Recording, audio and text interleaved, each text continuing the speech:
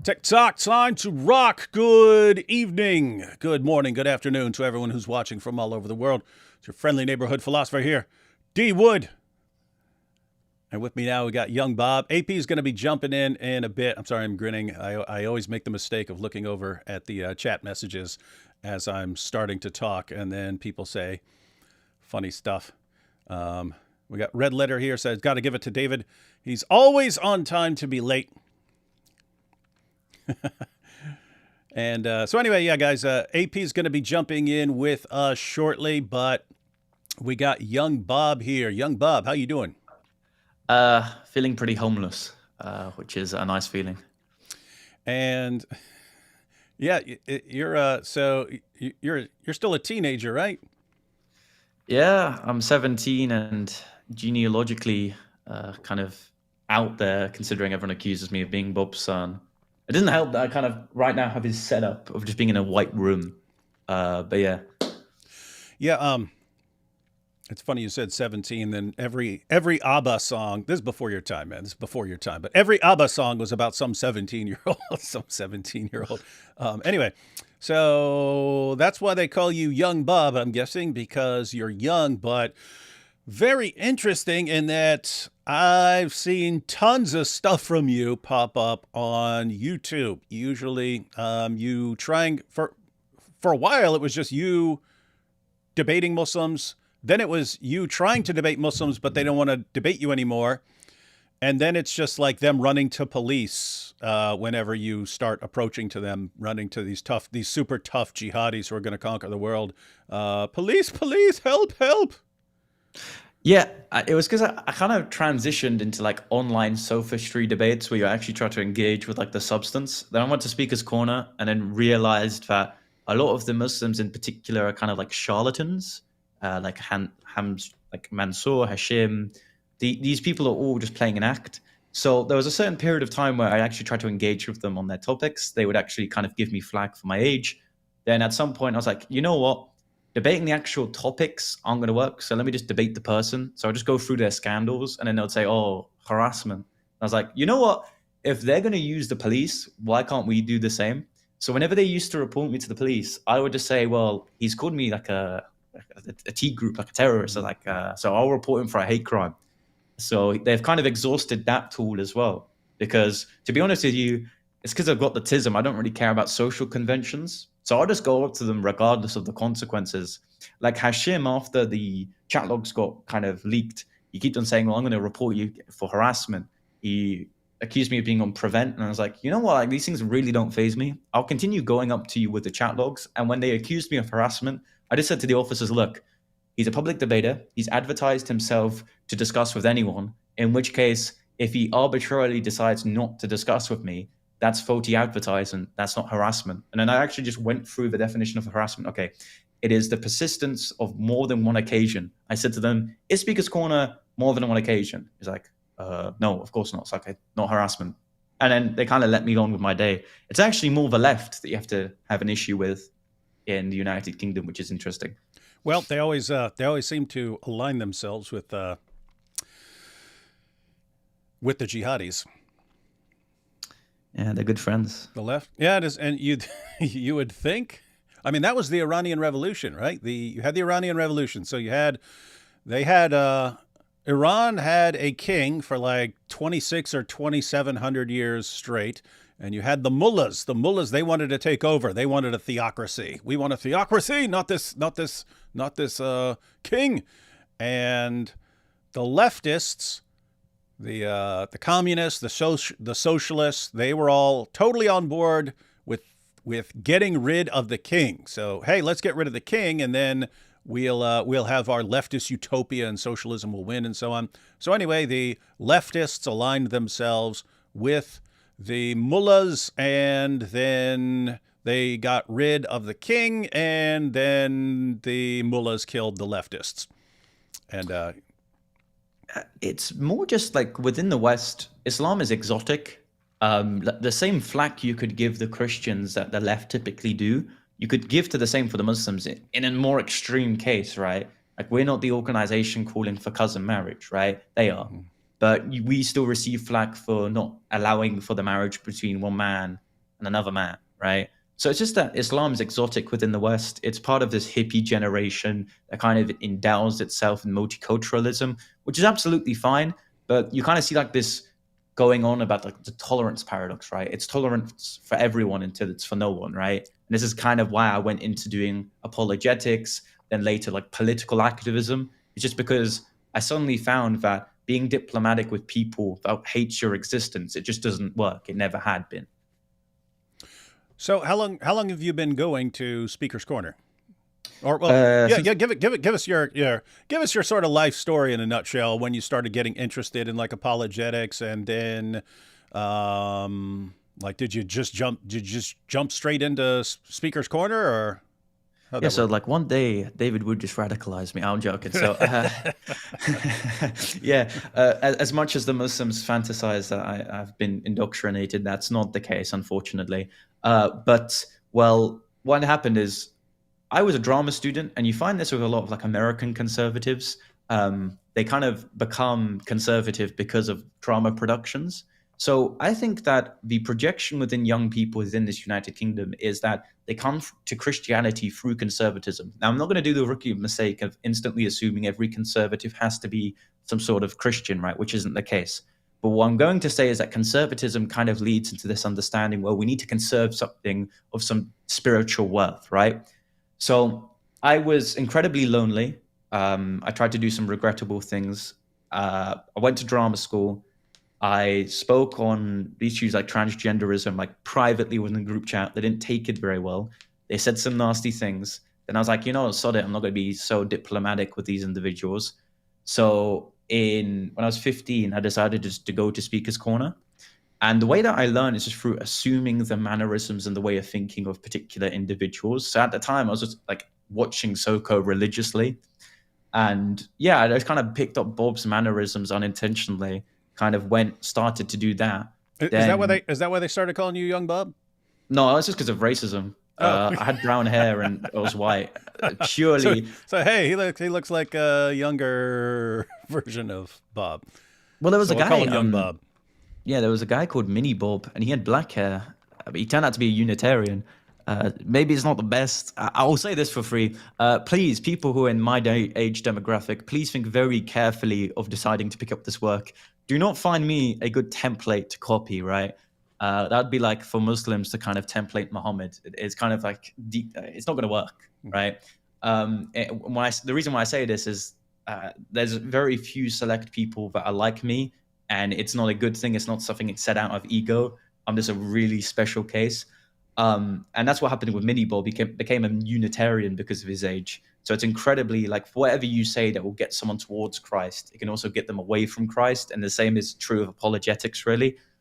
But yeah, I started when I was 15. I was picked up by Turning Point UK as their youth ambassador when I was 16. I just used to go to university campuses and kind of used what I learned theologically and kind of applied it to politics. But the reason why I became so political was because of Speaker's Corner. I saw that the Muslims at the park didn't integrate typically well with the West. Like, there's a guy called Billy at Speaker's Corner. He says that whenever there's a fight that kind of breaks out, it's always the usual suspects, and it's true. They don't really integrate well. Like this saying is true. Like the religion of Islam typically doesn't play well with other religions. So I got picked up from Turning Point, then recently got exposed on X for firstly having an egg cracked at my head because I was discussing on liberalism in Camden Town, but also because I was going outside of migrant hotels. And for the American audience, essentially in the United Kingdom, you can go on a boat to Calais to Dover, claim asylum, and you'll be housed in a 5-star hotel. So I was doing speeches outside of these hotels because they were causing issues in local communities with people committing antisocial behavior crimes just because these are frustrated men coming by themselves, fighting age. And I used a lot of my anecdotes from Speaker's Corner. Like I even started speaking about, and this is incredibly hilarious, you've got a bunch of conservatives, and Speaker's Corner is quite an enclosed system. I was discussing with them about Muhammad Hijab's secret second wife, which I found magnificent, by the way. The fact that I was able to preach to conservatives and patriots that never heard of Speaker's Corner. Yeah, there's a guy called Hijab, and he's lying about his second wife. But yeah, like I became the reason why I became this is, firstly, I'm no longer emotionally impressed by the Muslims at the park in terms of what they do. It kind of desensitized me to a lot of the issues within this United Kingdom. Secondly, I've always enjoyed talking with people that disagree with me. I found it fascinating at drama school, and I find it fascinating now. And thirdly, I think my personality kind of inlines myself with someone that always engages with people, regardless of what it is. I could be talking to anyone about anything. Um, yeah, and it's interesting. You said people can just kind of. You talk about some of these guys being frustrated and then venting their frustrations in some very bad ways, apparently. But it it sucks because it's actually good that countries can have an asylum system for people who are like persecuted in their own place. Like if a Muslim converts to Christianity in Saudi Arabia, I think it's good that there are countries that might take that person in and so on, say, hey, let's get you to a safer place. But you'll always have people who take advantage of the good intentions of other groups in other countries. And just from following lots of the beliefs of people over over the years and so on, it's actually understood in places like Afghanistan and Pakistan and so on. So keep in mind, you will have people who are just like, I don't want to live in this hellhole. I want to get to some other place where I can live and work and raise a family and not have to worry about these jihadis all around me and so on. So you have people like that, but you also have the people who are like, hey, if I can just get to the UK, I can do whatever I want and get away with it and just scream racist anytime anytime I get caught doing horrible things. And lots of them have the idea that there's just Western nations are just these open fields where they can grab young girls and do whatever they want. You have lots of Muslims in Muslim countries who they're not able to be polygamous there, because in a Muslim country, even if the law says you're allowed to marry 4 women, you have to be financially able to do that sort of thing. So you have to be able to provide multiple houses for multiple women and stuff. And most Muslims can't do it in Muslim countries, but they understand if you can get to the United Kingdom or Germany or France, you do your marriages to your wives in the mosque. These women are officially in front of the government. They're single mothers. They're single women. They're single mothers. And the state will provide for them. So you can actually, if you can just get to a Western nation, you can do whatever you want to lots of 12, 13-year-old girls. No one's going to stop you because you just start screaming racist. And also you can marry 2, 3, 4 wives, and the government will actually pay for it. The government will pay to provide for your wives and your family because the government views them as single mothers. And so you can basically live the dream if you can just get across whatever body of water you need to get across to get to one of these places. And so again, it's good that there's an asylum process and so on for people who really need it, but other people just take advantage of it. And it seems like most of the people who are using that asylum system are just taking advantage of it to get whatever they want. And then you got people like you who would kind of expose what's going on, saying, hey, here's what's going on, just so everyone knows. And that kind of makes you the supreme enemy because I've done the circuit of just offending people. I mean, I've done the worst possible route in terms of trying to defend myself in terms of character. I started off with Speaker's Corner with the Muslims and then familiarized myself with the left in terms of these protests. Now, I agree with you. Never blame a man for taking up an opportunity that is given to him for free. I mean, if I give you £5 million, no strings attached, are you going to complain? No, of course not. It's always the government.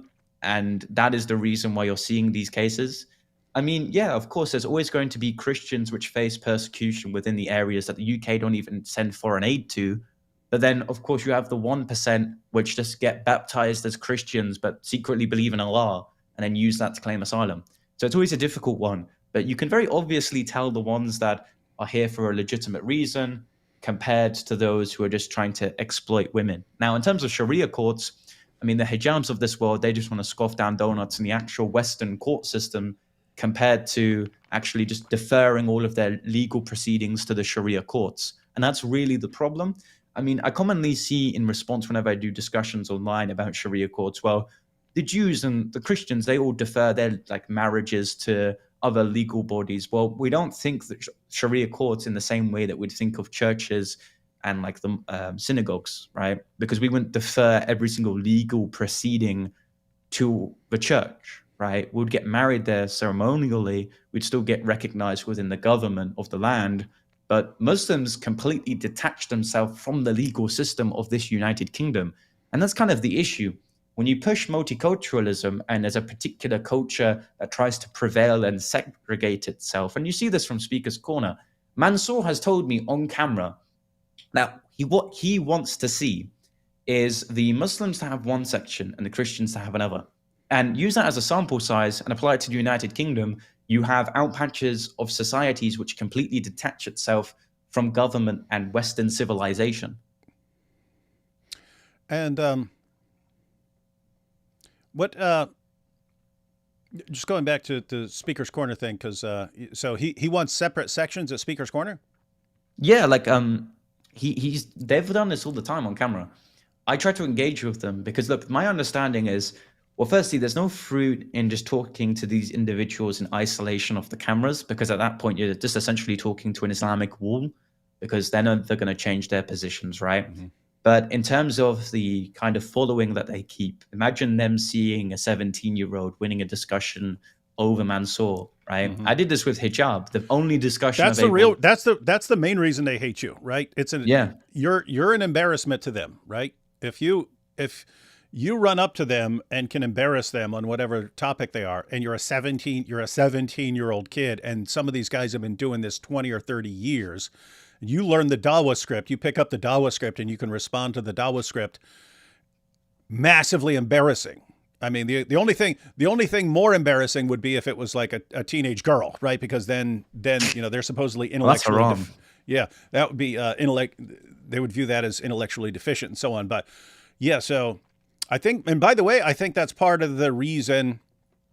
It's in a different way, but I think that's part of the reason Ijaz is obsessed with you now and doxing you. Ijaz, he's always wanted attention. He has the same like ego as someone like Muhammad Hijab, right? Thinks he's supposed to be the champion of Islam, but he's looking around and Muhammad Hijab becomes super popular. Ali Dawah becomes super popular. And Ijaz is just sitting there and people ignore him and he doesn't get any attention unless he doxes someone. But he's sitting there looking at you saying, this guy just came along. He's already schooling our top guys and they're running from him and running to police over him. And he's becoming popular and he just came out. And meanwhile, Ijaz has been trying to get attention for 20 years and still can't get attention except for when he's doxing people. And I think it's just like, it crushes him emotionally and psychologically. It's like, you're traumatic to Ijaz. But for the rest of the guys, yeah, it would just be humiliating for some let me put it this way. If you're a Dawah guy and you see a 17-year-old Christian walking up to you, if they didn't know you, if you're a Dawah guy and you see a 17-year-old Christian walking up to you, it's like, oh, awesome. This is going to be awesome. I get to just totally lie to this guy left and right. He's not going to know the Dawah script. He's not going to know how to defend Christian theology. He's not going to know any of this stuff. And so I can just crush this kid. And then it doesn't happen. And then now they actually apparently just have to run to police whenever you show up. Well, that's what happened originally. Like the first discussion I had at Speaker's Corner was with a Mr. Paul Williams. Now, I had already been familiar with his blog post on trying to make compatible sodomy with Islam. So I always found that quite interesting. But he always does a script, and I can reduce ministries within Islam to a few talking points. Like I think the Dawah script is now customized to a particular individual. So he always goes on, well, this convergence of Tawheed and the Shema, like stuff like that. And I already knew what he was going to say. So I was just going to say, you know what, I'm going to do like pure philosophical sophistry on Tawheed. So he was going through his little script. I was like, okay, fantastic. Islam is so simple. And then I just straight in went with like a syllogism against composition because I was a massive TikTok sophist. I'll always admit that from the offset. and he bloody hated it. So then he ran away. So I just followed him with like, and I was reading the blog post. I was like, hey, so why do you believe sodomy is like compatible with Islam? Is this the version of like Sunni Islam you're trying to give to like young boys? Also, why did you originally come to me? If you're preaching that type of content and you believe sodomy is compatible with Islam, Yeah, all that's I'm pretty saying creepy. is This is what you're talking. This that's is a what bit you're weird. talking to the young guy. This is what you're telling to the young, the teenage Christian. Yeah, man. They always accuse the priests, but it's always got to be them. Bro. This weird stuff. So they were interested in talking to you when they didn't know you could you could actually hold your own and crush them on some point. So we've seen clips of like what you're talking about with like Hashem and so on running, please save me, there's a 17-year-old, he's crushing me. But is that just standard now? Because I was going to go to Speaker's Corner multiple times this year, but not allowed anymore. But last year I went to Speaker's Corner, and I really thought I was going to get there, and that because we'd seen the videos of like Hatun and stuff back in the day, where it would be her and she'd be surrounded by like 50 Muslims and stuff like that. So I thought we were going to go there, and Muslims are going to be around us, and it was going to be this awesome free for all debate. And apart from that little guy they call Scrappy or whatever, and a couple of guys who were like, there were some Quran only Muslims and stuff. They came up, had a good conversation. So there were. It's basically like not the regular Sunni Muslims who are willing to have a conversation. They all ran. They didn't want to come anywhere near any of us. And then even like Mansour, when he saw God Logic, he didn't know who God Logic was, and he was happy to have a conversation with God Logic until God Logic actually showed that he knows what he's talking about. Then Mansour, he didn't want to talk anymore, and he said, I don't want to talk about this, and he literally runs across he runs across Speaker's Corner and starts having a discussion with a woman over there. Then he was totally willing to have a discussion because he found a woman who didn't know anything about the Dawah script and so on. So is it your experience now that, because again, I'm wondering, is it particular Muslim? Because I was just there that one day last year. So is it all the Dawah guys now? Are they only willing to engage with people who don't know the Dawah script, or is that just like certain people? Islam is kind of like this corporate entity now. I think it's looking at its capital, like it's looking at this monopoly that it possesses, and it's just seeing it's no longer economically feasible to risk that against the Christians.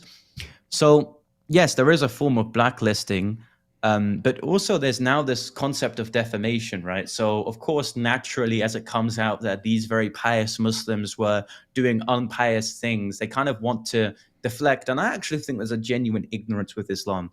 They always accuse us at Speaker's Corner of being secretly funded by whatever organization they want to kind of make controversial, just bad things. And typically, I think that's just a deflection, that they secretly just assume that their opposition is doing the same thing that they're doing. So it's a corporate entity. They no longer see it as economically feasible. And now there's this new tool to its possession called defamation. It just wants to defame and libel different people. So yeah, there is no actual engaging with Muslims at the corner. And that's why I've kind of transitioned my work at Speaker's Corner, because in a debate with an interlocutor, you can either debate the idea or the person, right? The person who possesses this idea. Now, you're no longer able to discuss the idea with Muslims.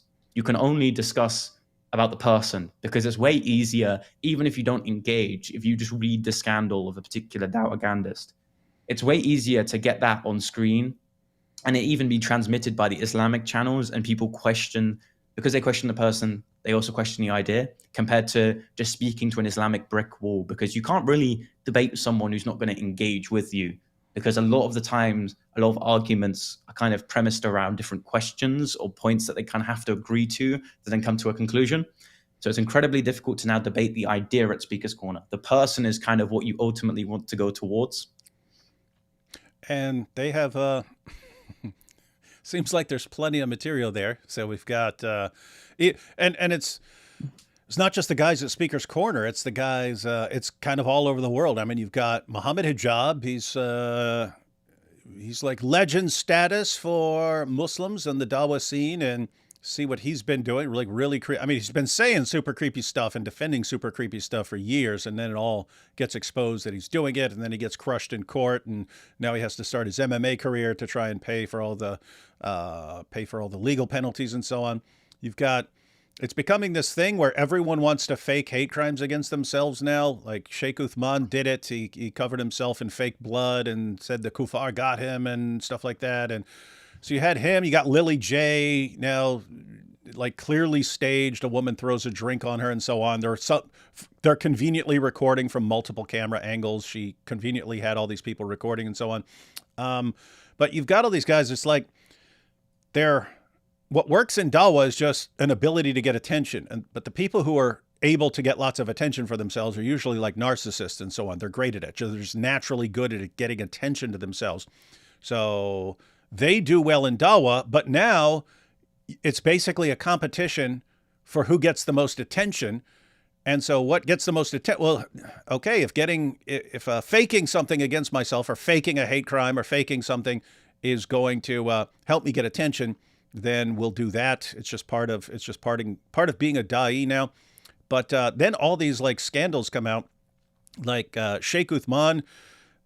One of his Dawa buddies sent his wife to him for marital counseling, and then Sheikh Uthman has sex with a woman, marries her, but she's still married to the other guy. So she's in a polygamous marriage, and so all this comes out, and then more comes out that one of his other wives has to get a restraining order against him because he's one of these guys that he's like Andrew Tate. He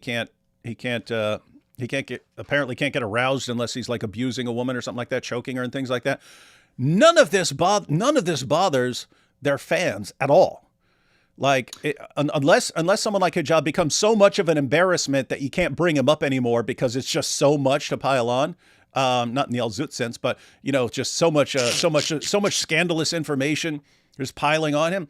That's the only time they'll care. If it didn't become an embarrassment, it would not matter if someone like Muhammad Hijab turned every Muslim woman in the Ummah into a prostitute. They would not care as long as he's thumping his chest and humiliating the kuffar. And so now it's just to the point where these scandals are easier to expose because of social media, and it's easier to bring up.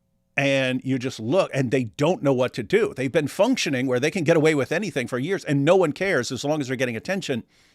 And now it's like the system is breaking down in front of them, and they're struggling to figure out what to do. And it's like, what do we do now? Hijab's like, oh, let me take him to court. Let me take a guy to court if he's exposing me for something.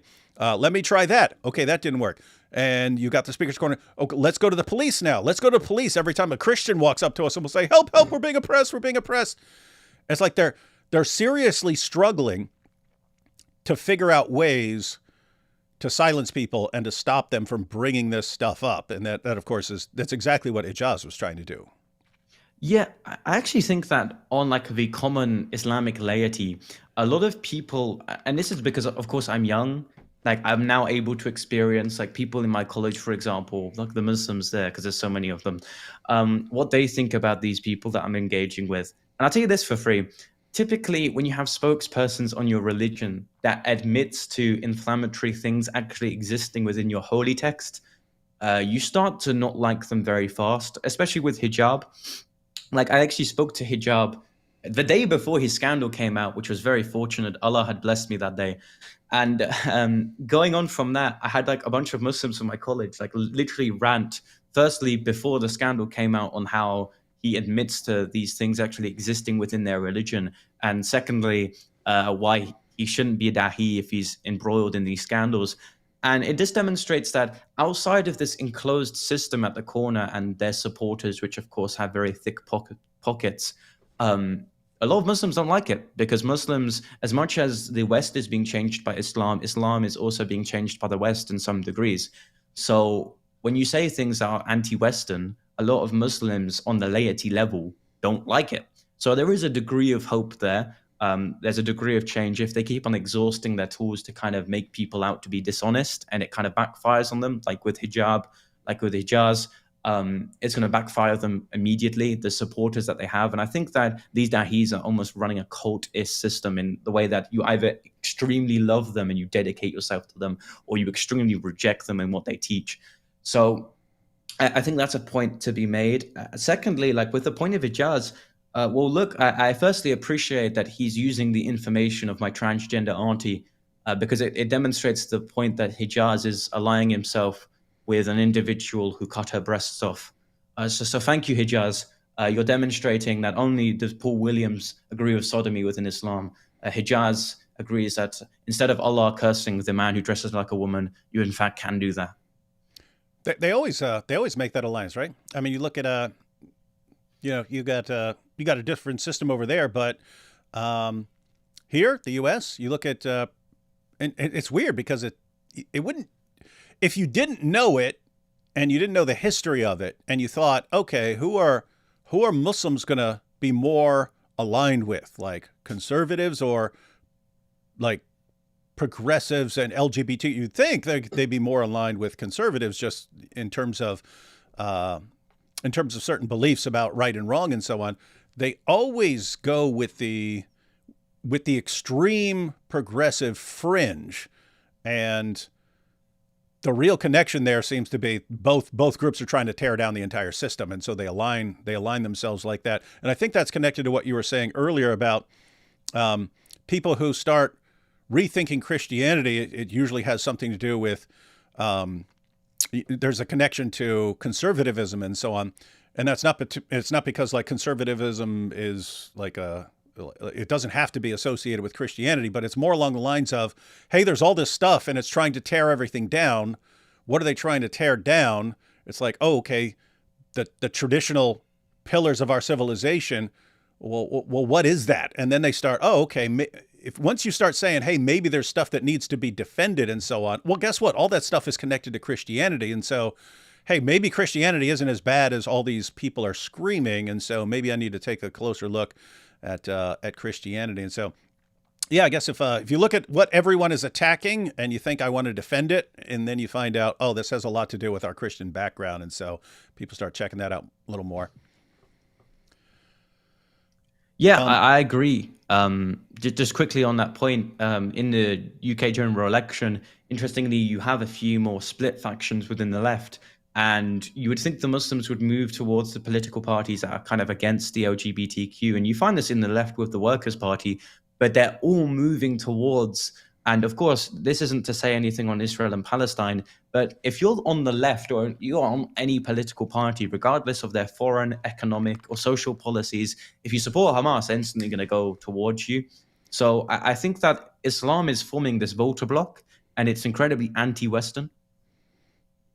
And that's one of those things that gets harder to deal with as time goes on. In other words, you have a small voter bloc at some point, and guess what?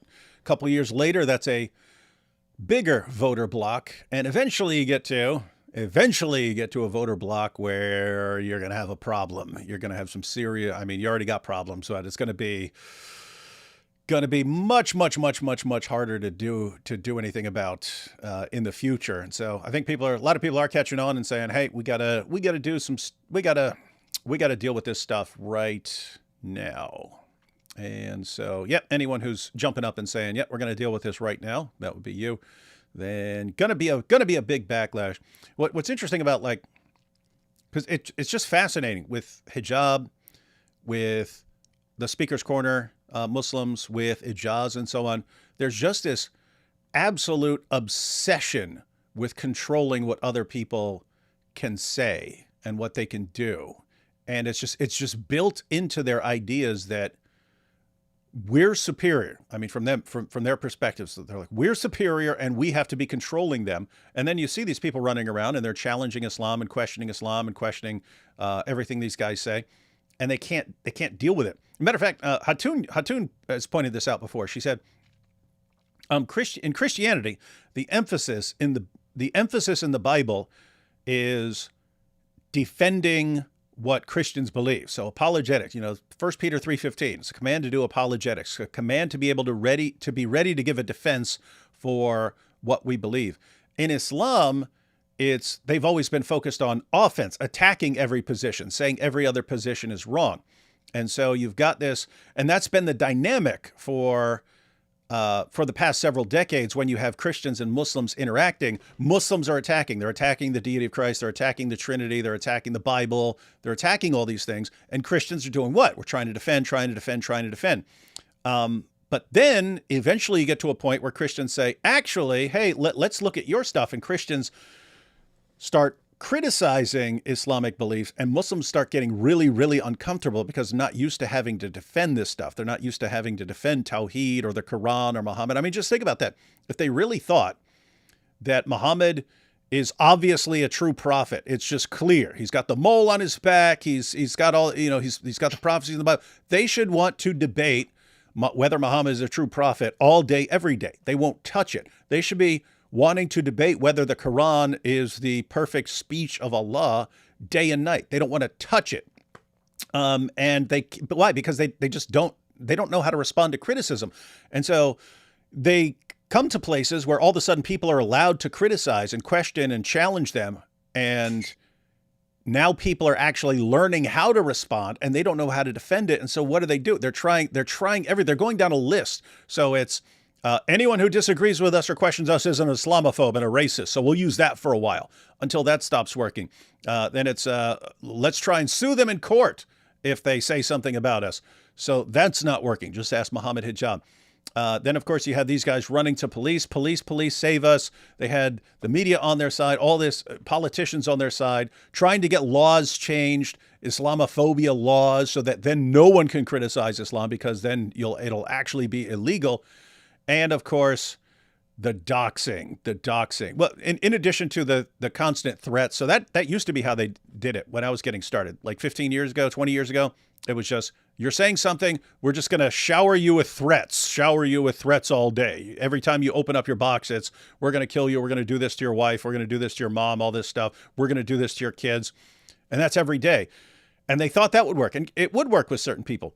But eventually you get to the only people who are criticizing Islam are people who aren't going to back down from that sort of thing. So then they don't know what to do. So we have to try something else. Let's try this. Let's try that. And it's just, I'm looking at that and they think that's strong. I think that's absolutely pathetic. It's the most pathetic thing I've ever seen in my life. You guys can't defend your prophet to save your lives. You can't defend your book to save your lives. And the only way you can think of dealing with this is running around trying to silence everyone. And it's absolutely pathetic, but they're kind of, if they don't get some laws passed or something like that, I think they know they have to, because they lose if they don't. Yeah. Well, firstly, Bob mentioned this to me, and I think it's extremely true, right? So I'm not the most ecumenical individual, but the history of churches and denominations are that of being like critiquing one another, essentially doing apologetics. Like, you could attack me on denying the filioque, right?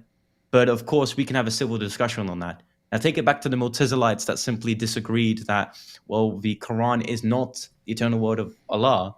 Then, of course, they get unalived for their troubles, right? They're now an extinct group. So the church, in its persecution, is the biggest apologetical entity in the world. And this is why I think there's a good comparison. The Bible is the biggest apologetical religious text, whilst the Quran is the biggest attack, right? It says, do not say this about Allah. Meanwhile, the Christians are just simply trying to defend their faith. Yeah, it's just I don't know. It's it just boggles my mind how people can regard this as strong. The running to police from a 17-year-old. Yeah, like, I'm the most it's like so pathetic. I'm not intimidating. Like, look at me. A lot of people, like, I don't know. I can't insult myself, of course, but I hardly look like the most menacing. Like, you can't accuse me of being some thug boy, right? I don't think civilized. anyone would be scared if they saw you walking down the street. They would not be like, "Oh, I have to protect myself." The women do, you know. Of course they do. Nice. All right. So, on this issue of Ijaz, wait, there's one more thing I wanted to, before we jump into, we'll go back and look at what Ijaz got attention for several years ago. when he did something very similar. But you said you got the tism, the tism. Yes, of course, Allah has blessed me, Well, here's the thing. I'll tell you this for free. You have to have some sort of degree of neurodivergence in order to do this and continually being like emotionally plain. Like I've had eggs chucked at me. I'm currently kicked out of my house for the troubles. Like I'm essentially homeless, right? I've had doxing threats. I've had unaliving threats at my age. And I can appreciate that maybe it wasn't the best decision to do this at my age, but nonetheless, it's kind of a decision that I can't unmake now. Now, you have to have autism in order to kind of handle that type of information and not kind of cry or run away from your troubles. And it's extremely about character building, right? I mean, if you're not able to focus on the problems that you have now in doing this for 2 years, imagine the troubles that you have in 15 years, right? Conservative and Christian figures have been debanked, had been evicted, had scandals lied about them by other liberal like organizations like Hope Not Hate. So in which case, if I can't handle my parents kicking me out or doxing by Muslims, how the hell am I going to handle being debanked in like 15 years' time? Yeah, that is. That's why there's the obsession with finding ways. And so this isn't limited to Muslims. It's really just a feature of people who can't defend their claims against criticism. They have to find ways to make people unwilling to speak. And so you have that. That would be one of the methods. If you can't get an account at a bank anymore, then you can't do a lot of things. And so that is definitely one of the things. No, I do find it interesting what you're talking about, because I noticed for years there are certain people, I just mentioned it. There are certain people who I've seen over the years. Like I've seen Christians talking like 15 years ago. I would get messages from Christians saying, "Hey, I have a heart for reaching Muslims. I want to reach Muslims with the gospel and stuff, and I want to learn some apologetics, and so I want to deal with Islam and reach Muslims around the world." And I say, "Okay, here's how you can do that." And 6 months later, they don't want to say a word about Islam, because as soon as they started saying anything, they just got blasted. And most people don't take that well, right? I would rather deal with something where I'm not going to be constantly threatened with torture and death and being raped and all this stuff. And I don't want to deal with that stuff. This is horrible. But the people who will stand their ground, no matter how much you're attacking them, no matter how much you're threatening them, no matter how many terrorist threats against them and so on, the people who will stand their ground and all of that, and the people who, it doesn't matter if you get them fired from their job or something like that. It doesn't matter what you do. If you ruin their careers or what, they're still just going to keep coming after it. Generally, that's either just someone who has a really aggressive personality and doesn't like to take crap from anyone, or it's someone who is on the spectrum, not normal. I'm saying I'm in that category, right? So you're I guess you would be high functioning autistic. I'm considered high functioning antisocial personality disorder. So high functioning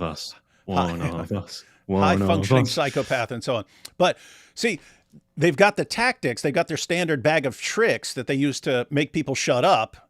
And it just doesn't work on someone like you. And it doesn't work on someone like me. Like there's something about, I love being attacked from every direction and so on. Like that feels normal to me.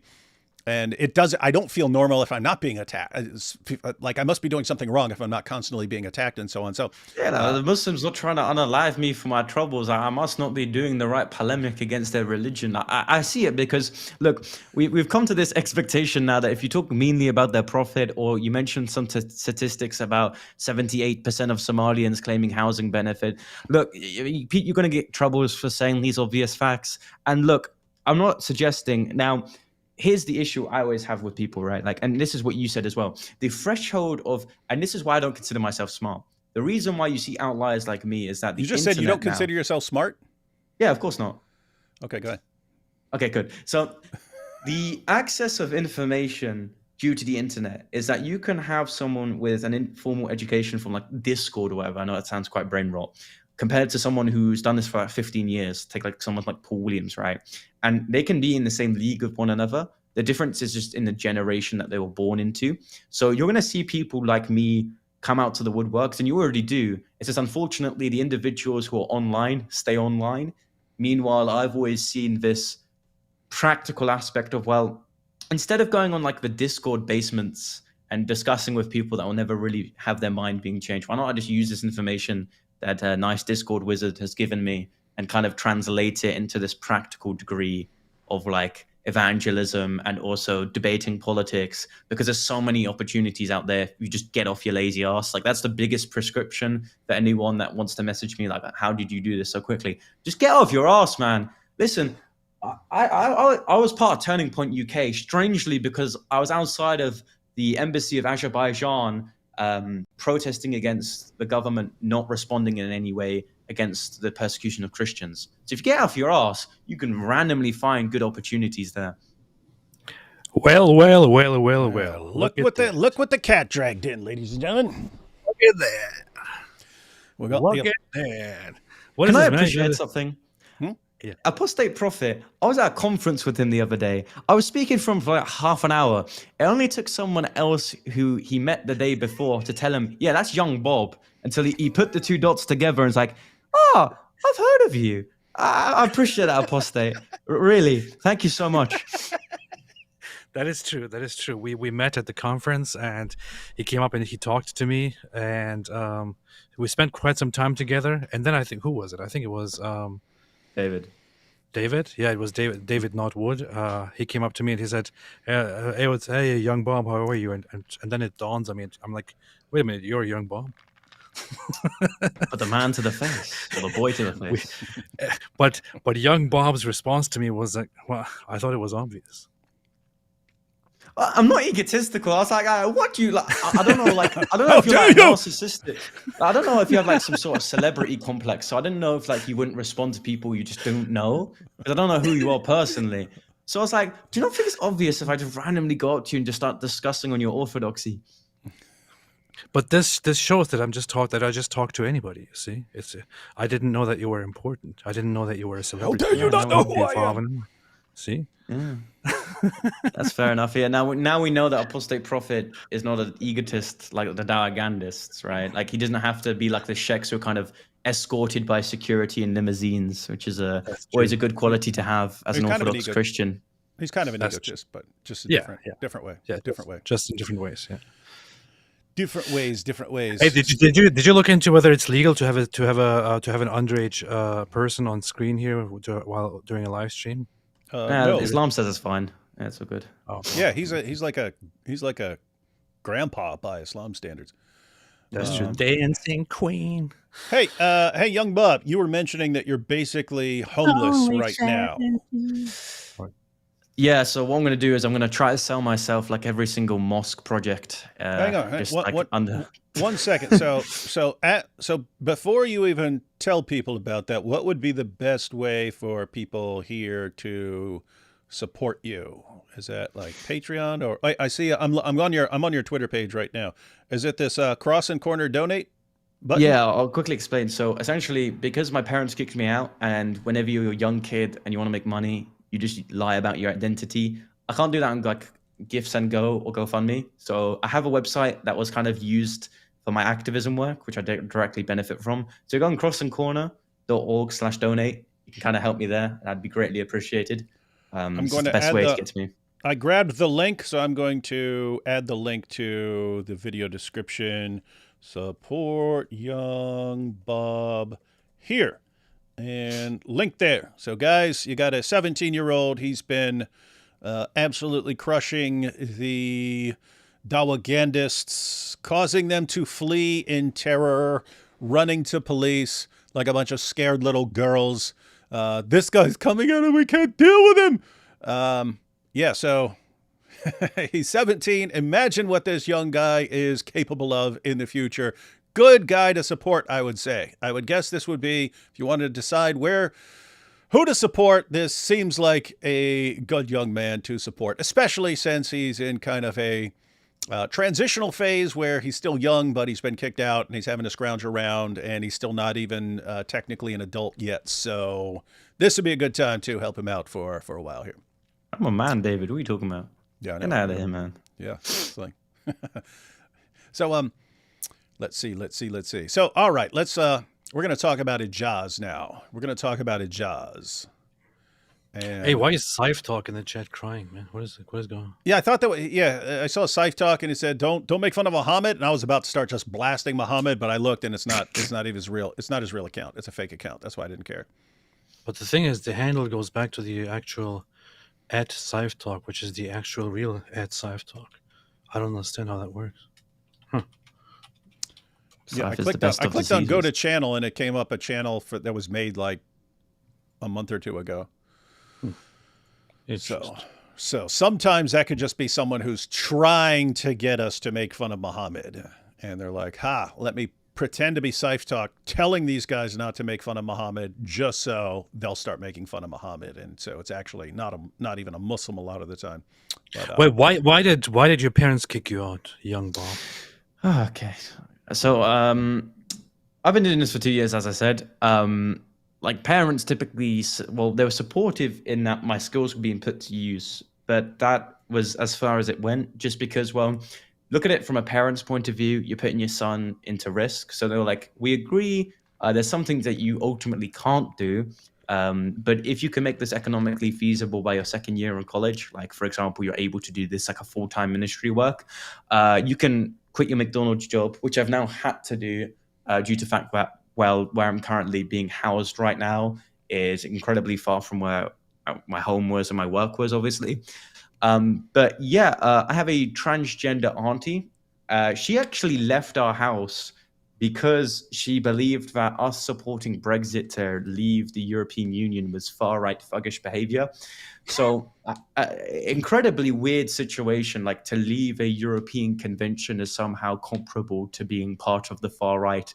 Anyways, cut back until, and I'll say this for free.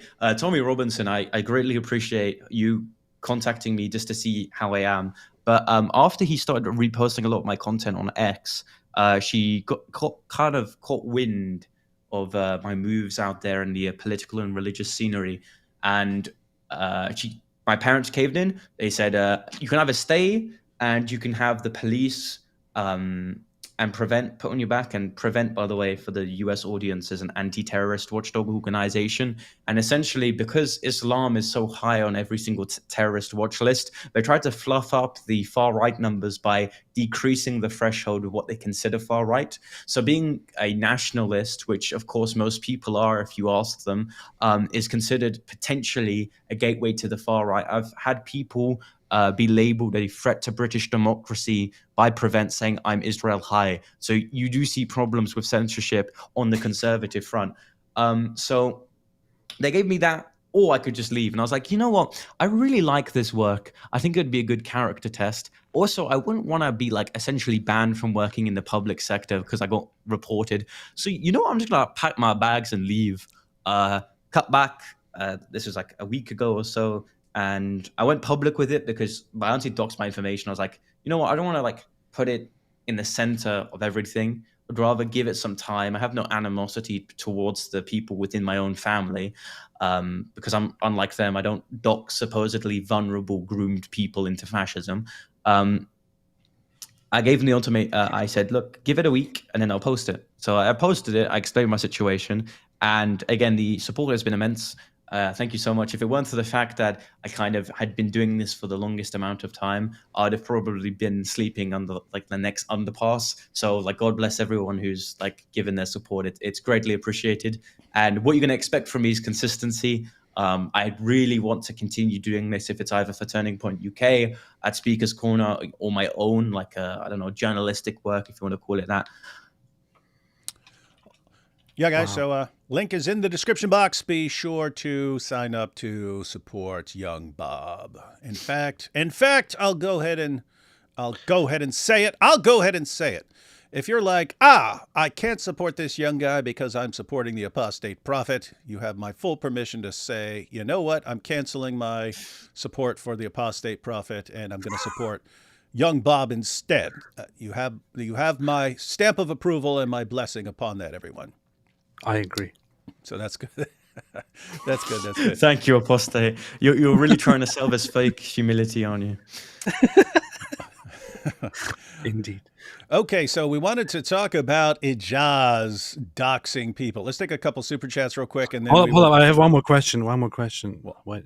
Young Bob, I don't know if people know the story, but how did you become Young Bob? They already explained it. We already explained it Bob 17 and- times, man. Did you already say it? Okay, well, I'll say it for you just because, of course, things need to go down the chain of narration. So essentially, It was narrated. people are racist. Sorry, They go see ahead. black hair and white skin, and they accuse me of being Bob's son. They will. Okay, well, There you thank you. It's funny. These are the same guys who would scream racist if you said anything to them, but they're, any white guy is clearly the son of Bob. The son of Bob. I'm going to accuse every brown guy of just being the son of Muhammad Ijab now from now on. Are you Muhammad Ijab's son? No. Yeah. But how do you know? What if it was from one of his muta wives? You wouldn't even know. Yeah, I forget who this was. We were talking. This is Giant DOC, and we were talking about. They were quoting some Muslim scholar, and this guy was so famous for all his muta kids that he had to actually give all his kids a list of his muta wives so that they wouldn't accidentally sleep with someone that their father had slept with, or someone who's related to them, or something like this. Anyway, weird, fun stuff. That's a serious concern, man.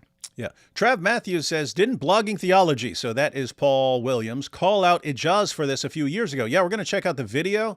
And if I recall correctly, what Paul Williams, and to his credit, he said he actually exposed, if I recall correctly, but I'm pretty sure it was Paul Williams of Blogging Theology. He said, when all this stuff came out about Ijaz doxing people and so on, he said that years earlier, Ijaz had come up to him with like some sort of notebook that he's keeping tabs and finding all the personal information and so on of all the critics of Islam. And I've got my notebook, I've got my file on where all these people are, and I've got all their information. I know where their family members are at and stuff like this. And it's like he was like preparing for the future when we take over, and we'll be able to go find all these guys. And like Paul Williams was like, what? Why are you doing that, man? Why are you doing that? So it's like it was too weird even for Paul Williams, and that's saying something. But yep, that is Ijaz. Too weird for Paul Williams. He's a gay Muslim. So, Yeah, that's some wild stuff. But yeah, so Ijaz just obsessed with tracking people's personal information and stuff. Obsessed with you because you're a young guy who gets attention, and he's been struggling for decades now to get attention and can't get any attention. Also, he's probably a sick pervert who is like, "Oh, this guy has no beard. That means it's not even gay if I'm attracted to him. He doesn't have a beard yet." So really, really creepy dude. Anyway, we're gonna check out that video from a few years ago to show what he did before, and then we'll get into what just happened to you. Jack Ray says, TikTok time to rock. That's classic. I'm going to steal that, Jack Ray. By the way, shout out to Jack Ray and to Zane for the Apologetics Roadshow memberships. Cool stuff. But I should have said before. I should have said before you guys put that in that you should go and support Young Bob. Let's see. So David Wood is Mossad agent. Sheikh TikTok said so. Always believe Sheikh TikTok. David, live for less than 2 minutes already, 10 times more views than Ali Dawa's usual 30. Also, AP has a Minecraft server in his Discord. David, come play Minecraft then. No, I'd have to learn to play Minecraft. You want to play Call of Duty Black Ops Zombie mode? I'll play that. But yeah, it is sad for Ali Dawa that he does these live streams now, and they'll get like 20 or 30 views, people watching live. Anyway, I can't. Maybe people are catching on. Anyway, interesting fact, my dad was in communist Hungary during the 1980s. The only group who were allowed to protest were the Palestinians. That's a coincidence there. Hi, guys. Brave young man Bob. What hopes do you have for UK? Can we win this fight? If so, how? That's for you, buddy. it's interesting. I don't think there's ever a time where like everyone's identically like happy with the ideology that they have in its purest form. So I think there are pendulum swing within the United Kingdom and the rest of Western Europe. Whether that momentum can continue outside of it being fashionable within like the media, we'll see. Because I have a heavy suspicion that a lot of the activism done in the United Kingdom, a lot of the voting intentions is incredibly reactionary to whether it's popular on social media. The same is true with the Muslims as well. That's the way that they kind of infiltrate and radicalize people when Islam is fashionable on social media. You saw that with Andrew Tate, for example. So there is a hope. There are people like me. Whether we can continue this momentum is all ultimately up to the British public. But I do see a very good situation in which, like, for example, like Tommy Robinson's Unite the Kingdom March, right? I'll be attending that. And there's events like that, which I think could ultimately demonstrate the intentions of the British people. And I just want to know. Did you hear that? There's hope. There are people like me. Like, Yeah. But I have to say, that's exactly what I was thinking. Everyone who's watching.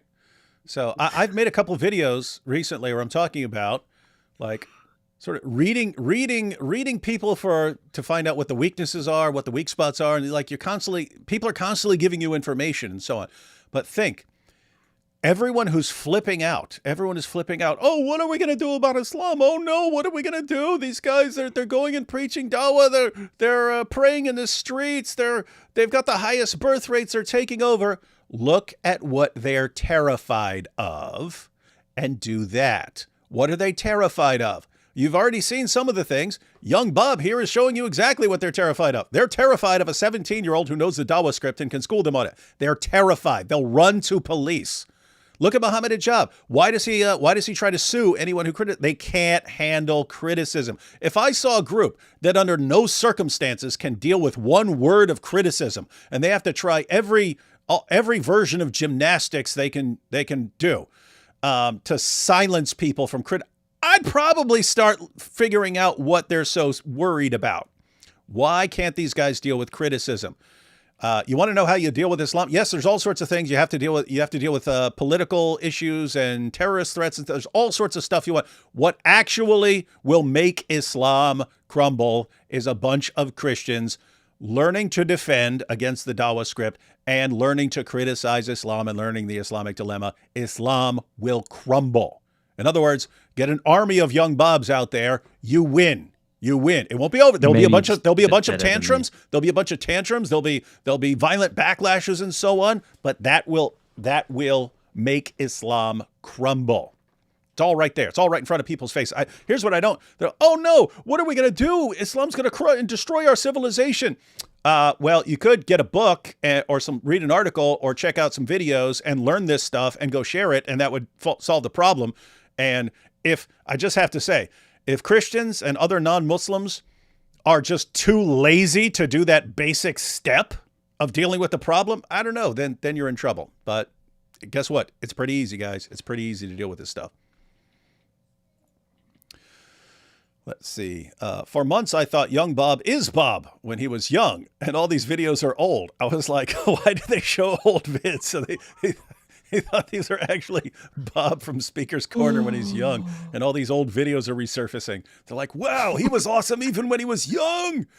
Whoa, he was crushing it back then. He was even more based when he was young. No, he's kind of lame. Don't give me an ego, David. Can you do al-Zut? Can you do al-Zut debate with a Muslim? What road Momo? Yeah, if a Muslim wants to debate what road Muhammad on the night of al-Zut, I'll do it. I agree. I already agree. When are we getting the video on al-Zut gave Muhammad the stamina of 30 men? I forgot about that. Hey, young Bob, you didn't see this. This was interesting. Who pointed that out? Oh, it was Inspiring Philosophy. Yeah, IP yesterday. Yeah. The other day.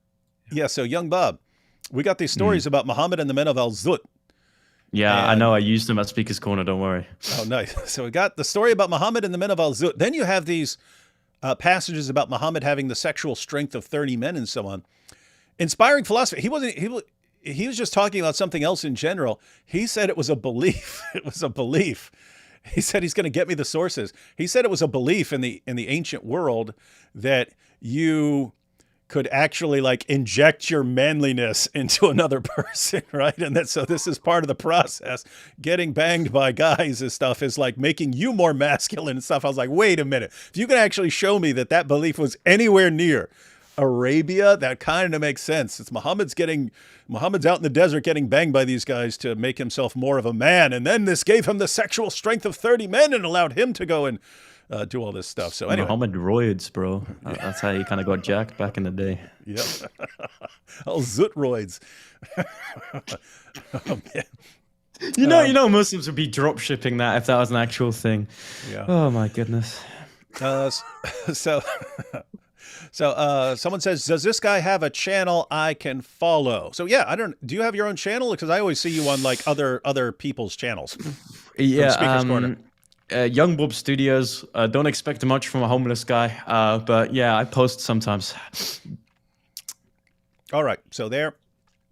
Was the real reason Muhammad needed the stamina of 30 men due to him being ridden by Al-Zut so much? And yes.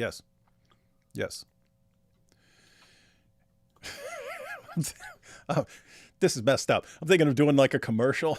Like back in the day, they'd have a commercial. That was me before I started using Weider Protein Powder 5000. Look at me now, right? Like this was me. Oh, we can even get vocab. This was me, Prophet Muhammad, before I got al-zuted. And then it's like some little weakling. And should you get Bob? You get Big Bob and me. It's like there we go. This is me when I. Let's see. Sonny says, I think this is from earlier, but Sonny said, does Young Bob have a Patreon or something? So I think that was before I posted the link to his site. It's nice to hear from a nice, well-spoken young man instead of some Americans and a Turk yelling about everything. Yeah, I agree. That's true. They like you better than AP. High-functioning OCD over here. I don't like being attacked, but I try to help out when I can. God bless you, Young Bob. Thank you. That's good. High functioning is where it's at. I was just about to ask about you, AP. That's true. Me? Why would you ask about me? Yeah, why? Look what the cat human dragged in. This AP, the cat human. If Young Bob isn't smart, I'm a whole dumbass. Or maybe you're just not autistic. Look at what the cat dragged in, a cat human. Hebrews says Jesus is higher than the angels. The Quran confirms the scriptures. How can Muslims claim Jesus is a prophet? By pretending that it doesn't confirm our scriptures. And that, ladies and gentlemen, is the Islamic dilemma. Hey, Young Bob, are people... we follow stuff online and so on, so lots of people are using the Islamic dilemma who weren't using it before this year. People are catching on. Is that true over in the UK too? Yeah, I'll be honest. It's like American TV shows. Like for whatever reason, it finds its way into the United Kingdom. You guys have essentially taken over like TikTok in terms of the algorithm. So essentially, everything you say in America kind of goes in terms of UK. Like people, I don't want to say laity, but people who consume this content. So yeah, it's just as popular in the UK. That is good to know. Wow. Hey, that's cool. You just said, hey, we just think we're posting some videos and stuff, but Young Bob's like, hey, everyone's paying attention to this stuff in the UK. That is good. With great power comes great responsibility. Give us money. I will handle this. I will handle this with the appropriate level of relentlessness. Young Bob, you are such a special gem in Christianity. Thank you. I don't know how to respond to compliments yet, but yeah, appreciate it. Just insult them in return. All right. Sorry to hear you got kicked out. I'm 23 and my mom won't talk to me for a year now, so I can imagine what you're going through. Praying for you. Yeah, I mean, I'm not that emotionally. I don't know. Maybe I'm like a psychopath like David here, but like it didn't really emotionally impress me. I mean, again, like I've just been desensitized to this form of censorship within the United Kingdom. And maybe it testifies to the fact that we're extremely Orwellian in the United Kingdom to a point where it doesn't surprise anyone. Now, there's an individual called James Harvey, and I'll just quickly mention him. He did a migrant hotel protest with me in Diss in Norfolk, and he's facing potentially 2 years in prison for calling a refugee who had sexually exploited a young woman, foreign filth. Now, I'm not saying that because he's foreign, he's filthy, but by saying that someone who exploited the UK refugee system is filthy and also a foreigner. He's facing 2 years in prison. So this form of censorship is nothing new. I got off light. I mean, optically, it looks difficult to arrest a 17-year-old. Like, imagine a mugshot of me, 17, autistic, like smiling like that. So they can't nick me, I don't suppose. But things personally in your family can, and that's because the whole UK system has been indoctrinated into this understanding of being intolerant towards ideas that disagree with you. I have to. There's not a lot of British words that I wish we used in America, but I have to, like wanker is one of them, right? People don't use that word over there, but they use it over here. But so you have certain words that I was like, hey, that would be cool. But saying, this dude got nicked, that's like cool. That's like cool. We don't say that. No one says that over here. So it's actually that's one of the words. I might start just using these words. Well, go on, man. We'll have a good relationship, right? Like we'll sort the bridge between United Kingdom and United States, and you can just nick language from me. I will. What I like about the UK is how everyone says "cheers, mate." Yeah. I asked you what you think about the UK, Apostate Prophet. The first time I spoke to you, I was like, it's okay. It's pretty miserable. I went down Whitechapel, and it's to what do you expect about Islamification. I was like, yeah, thanks for saying a lot about my country, Apostate. When did I say that? Was that during the conference? Yeah, it was during. That's the first thing you said to me. Really? Yeah. It's kind of funny because after it was like 10 seconds ago, man. What? I don't know, man. After that, during the conference, maybe that morning, I was like, things were a little bit wild because we had just finished the whole thing with Whitechapel and all that. But at the end of the day at the conference, and then the next day after that, I actually felt very, very positive and very good about the UK and about the people.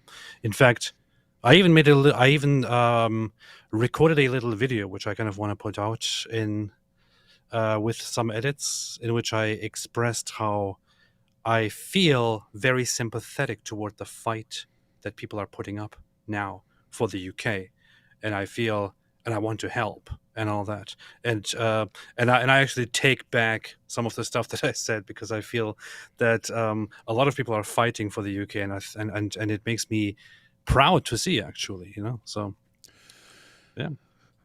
Hey, I'm just saying that to be right with you. Yeah, that's cool. As far as the cheers, mate, that is cool. Cheers in the United States, cheers would be something you say if you're just tapping drinks. You just hey, cheers, cheers, cheers, mate. Yeah, you don't say it like the form of appreciation in the UK. Cheers, mate. Yeah, and so AP has called for temporary cessation of hostilities as we are. As the UK is trying to figure out their way and so on. And I will keep all comments about a couple of farmers with pitchforks defeating the entire British army. Okay, buddy. Why is it called the White House? Okay, buddy. Okay. Wait a second. Let me go back to that one. Lord's Need said, young Bob, please consider putting this activism stuff off until you can support yourself. I have to say, too late. I mean, he's already 17, so it's right around the corner. He's got a narrow, he has to worry about this year. He has to worry about this year. But it's too late to back out for like the year. You're already going full force. So yeah, like I don't even know what's going on with my college, to be honest with you, because they made a report against me to prevent. They were gonna deny my second year, but I don't know what's going on with that. Look, it's that type of rational thinking that never really goes in the mind of young Bob. So I appreciate it. I probably will take it into consideration, but right now, I don't think that's a viable option. But it's probably the best possible thing for a young boy like me. But not everyone's like me, so I don't know what to tell you.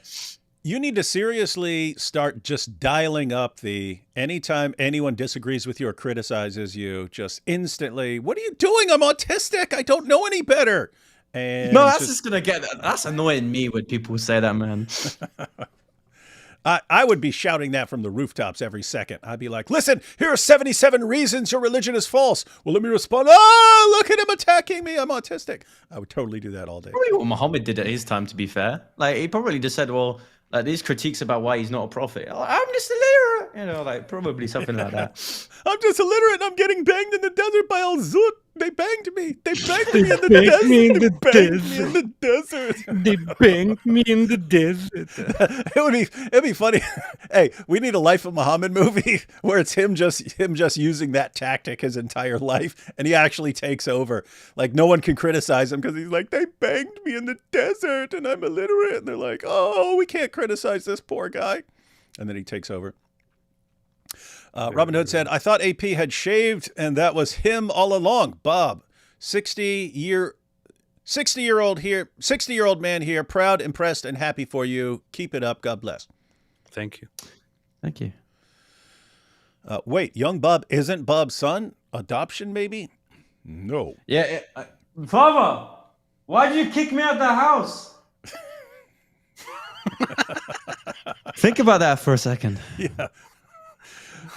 Yeah, that would be funny if this entire time you're talking about getting kicked out and it's like it was old Bob, and he's like he's getting too much attention.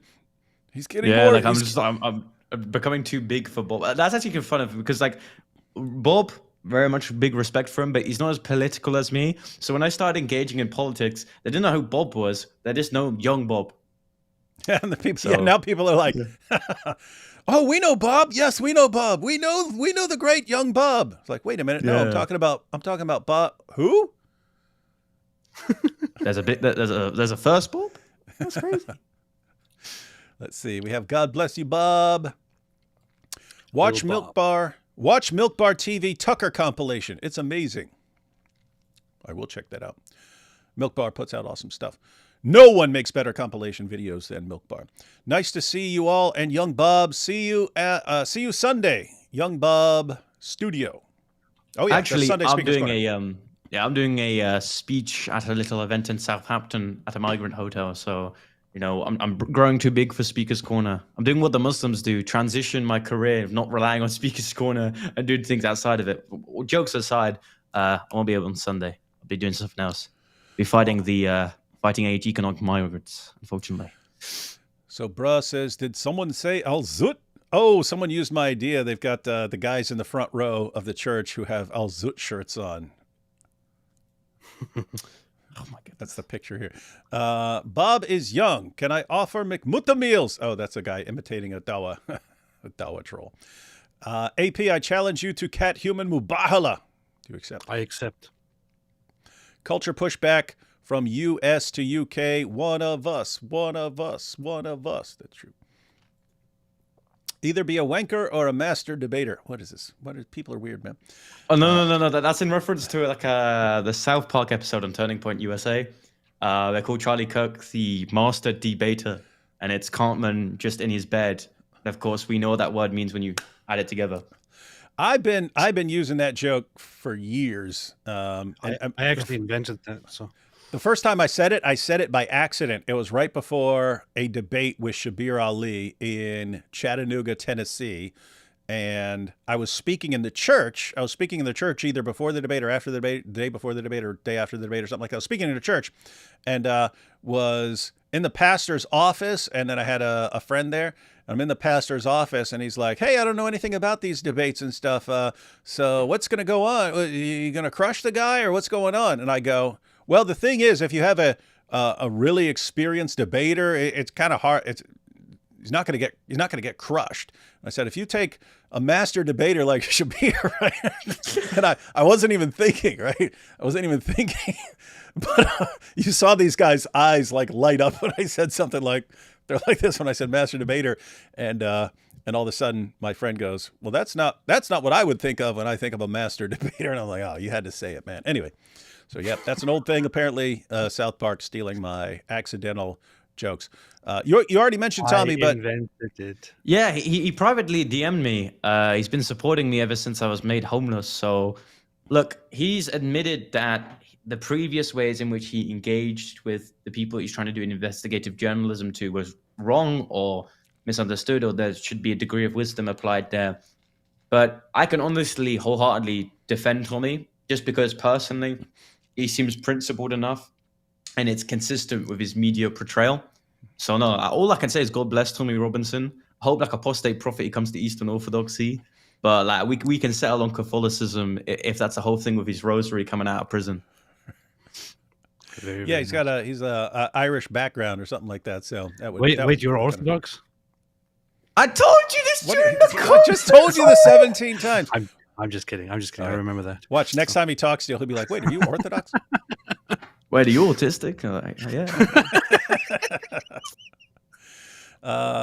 Yeah, I think we're all kind of on the same page with Tommy Robinson. It's like they'll be like, "Oh, but look at what he did in 12 years ago, and look what he did here and stuff." And it's like, look what he's done, man. Look, if you were to take everything the guy's done and put it in some scales, it's like, okay, he screwed up a couple of times, which he acknowledged, but other than that, it's like the side of the positive stuff that he's done for the UK, it's like that side like falls to the floor on the scales. This guy's been doing a lot. And I mean, gosh, just repeatedly going to prison over and over and over again, trying to save a nation that really doesn't want to be saved. That's a dude actually like over time laying his life down for his country. That deserves respect. That is true. Some would say, "Don't save her. She don't want to be saved," but he goes in and he saves it. So, you know. Two quick questions. Where are we at about Mohammed Hijab and his call for mubahala with Aisha? He's still running like a sniveling little coward from a girl. And is there any interest in an in-house debate topic? Who has done more damage to Islam, Mohammed Hijab or Yasser Qadi? That would be tough. That'd be a tough one. Hijab's done more. As far as scandals and stuff like that, to expose how depraved these guys are behind the scenes. But Yasser Qadi, I mean, you're talking about, I mean, he doesn't do it regularly. He just comes out one day, completely crushes everything Muslims believe about the Quran, and then waits 5 years and then completely crushes what they believe about the Hadith. So he's not as consistent as Hijab, but yeah, he's kind of like Cardi B, you know. On the contrary, young Bob, keep doing God's work. Yes, so you have it here. Thank you. I will be. Am I tripping, or did I just watch a video of Mohammed Hijab vehemently arguing with other Muslims that the Quran has been changed? Really? It's the Quran. Look, to give the guy a defense, right? Whenever he talks to like the Quran onlys, I don't know if he's PR trained or not, but he tries to make these blunders in suggesting that without the hadiths or like the corpuses of like outside of the Quran, you just can't be a Muslim. Mm-hmm. And yet, but I mean, just think about this. You got the Quran only guys. They're saying we need to stay away from this hadith stuff and just go with what the speech of Allah is. And then the regular ordinary Muslims will blast that position, say, haha, you can't even understand your book. You can't even understand your book without the hadith. But then that means that they need the hadith and all these other sources to even understand Islam and to do Islam right. But then you got Sheikh Yasser Qadi and, these hadith, it can't stand up to any sort of academic scrutiny. So I just have to accept them by blind faith as a good Muslim. But I can't, academically, you can't take this stuff seriously. Well, that's the stuff you need in order for Islam to function and in order to understand the Quran. So it's like they're all destroying themselves. Like each position is destroying all the other positions. And it is fun to watch, I have to say. We need a movie called Simple Momo, where Momo is just Simple Jack from Tropic Thunder. Yeah, I remember that. Careful, you're going to make my eyes rain. The apple doesn't bob far from the tree. That's true. If I was his son. If only the UK put young Bob up in a hotel to profess Jesus Christ to the Muslim immigrants with security. That would be cool. Just like, hey, I'm homeless now. My family, I can't go back to my family, so I got to be in this hotel too. So with the UK, to just trespass is walking when you're not wanted. It's a civil matter. You can't be like arrested for it, and the police can't enforce it. So I actually gone to these hotels a few times before. Some obviously they're not. Like sometimes I just bring a PA system and start like blasting like Save Europe music, and these hotels it's all good fun. I'd recommend it. But yeah, like it's a complete hypocrisy. You have like homeless people and veterans, which of course throughout the Western world have been exploited in terms of the labor, then kind of disregarded by the system. And then you're seeing the Labour government kind of favor undocumented people who may have a genuine claim to asylum. But a claim to asylum is under this understanding the country that you're going to is better. But the UK isn't getting better. In fact, we're in a managed decline. So right now, you're potentially moving to a country which doesn't have like this long-term endurance. It's like going and renting a house, knowing that you can't rent it for like more than a year, but you in fact want to stay there for like 10.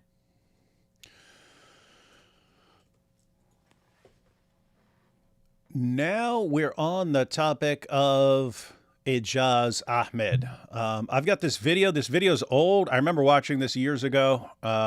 If I recall, I should have checked to see if this is the bleeped version. Some people posted the bleeped version where they're bleeping out some of the language of Ijaz, some of the racist and foul language that this Dawa champ engages in. I don't know if We'll bleep it ourselves. It's going to be too late. I'm going to assume, everyone, you're about to hear some really foul language. Just assume that. So this is Ijaz Ahmad. Apparently he was in some online debates and so on, and he let the truth come out about what he's like. So this is Ijaz Ahmad. His channel's like Ijaz the Trini or something like that. And this is the guy who just doxed young Bob as well. He doxed a 17-year-old Christian. Let's see what he said back in the day. Why is Ijaz calling himself father of Yeshua? I, Ijaz, can call myself whatever the hell that I want. It has nothing to do with your God. I don't care who you think you are. You have no place or authority to tell me I can't use my own personal name. It's interesting him saying you can't make him, you can't tell him what not to call himself. Like, he's right. It's just weird that he understands that, because Ijaz, you can't stop me from calling your fake prophet a child molesting, murdering rapist, right? You can't also like force me to be known by my real name, by the way. Like, I call myself Young Bob. You can't then, by the same logic, dox my real name and use it. But he did. But let's see where he goes with this. You wetback piece of shit, go fuck your... Whoa, that escalated quickly. I told you. Okay, this is the unbleeped version, ladies and gentlemen. So notice he instantly got racist. If I recall correctly, later on, when after he's doxing people, he starts complaining that they're interpreting it negatively because they're racists. And anyway, I just backed it up so we can listen to Ijaz in all his unholy Islamic glory. Father of Yeshua. I, Ijaz, can call myself whatever the hell that I want. It has nothing to do with your God. I don't care who you think you are. You have no place or authority to tell me I can't use my own personal name. So you wetback piece of shit, go fuck yourself. Do you understand? Bro, I'm too young not to laugh at this. I'm sorry. I don't even know if you're allowed to hear this stuff, young Bob. Oh, well, Adam, bro. Only Allah knows. Play the film. Oh boy, sitting here and Bob's gonna run. I never heard these words before. How innocent do you think this generation is, David? My goodness, you're a grandpa, man. Uh-oh. Yeah. Can I also just appreciate, by the way, what's with the Islamic dad bod? Is this like a scientific phenomena we've kind of studied within apologetics yet? Like, why is every like Muslim dahi just got this dad bod, man? Yeah, you think they'd all be shredded with all the preparation for a jihad? Yeah, like with all the al-zut, man. Okay. And your mother was a whore. Whoa. Whoa. Call someone's mother a whore. That's really escalating brutally, man. Now, Guys, we know that Muhammad was hold allowed on. for... Ibn Anwar, hold on. Okay, they bleeped that out. I think it was what? Hold up, this says Ijaz reads the city, state, date of birth, then the full name of the Christian's sister. That's a hadith chain, right? Yeah, he doxes the Christian's sister. You imagine this? Hey, we're debating. Hey, let me give the home address of your sister.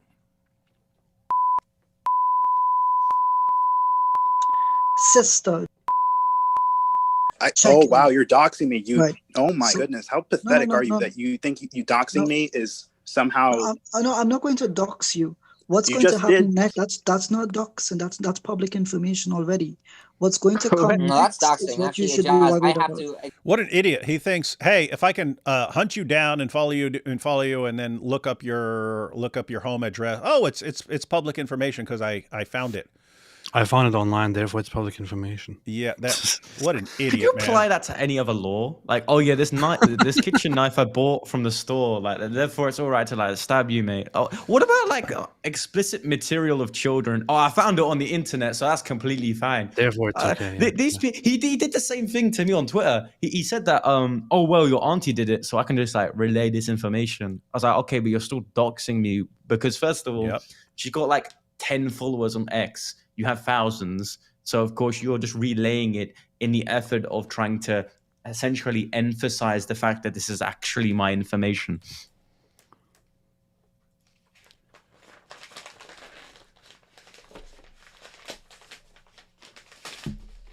Silence. Recitations of the Holy Quran. As you forced my hand, that is, yeah. That's not cool, It's dude. public That is not cool at all. information. Public information.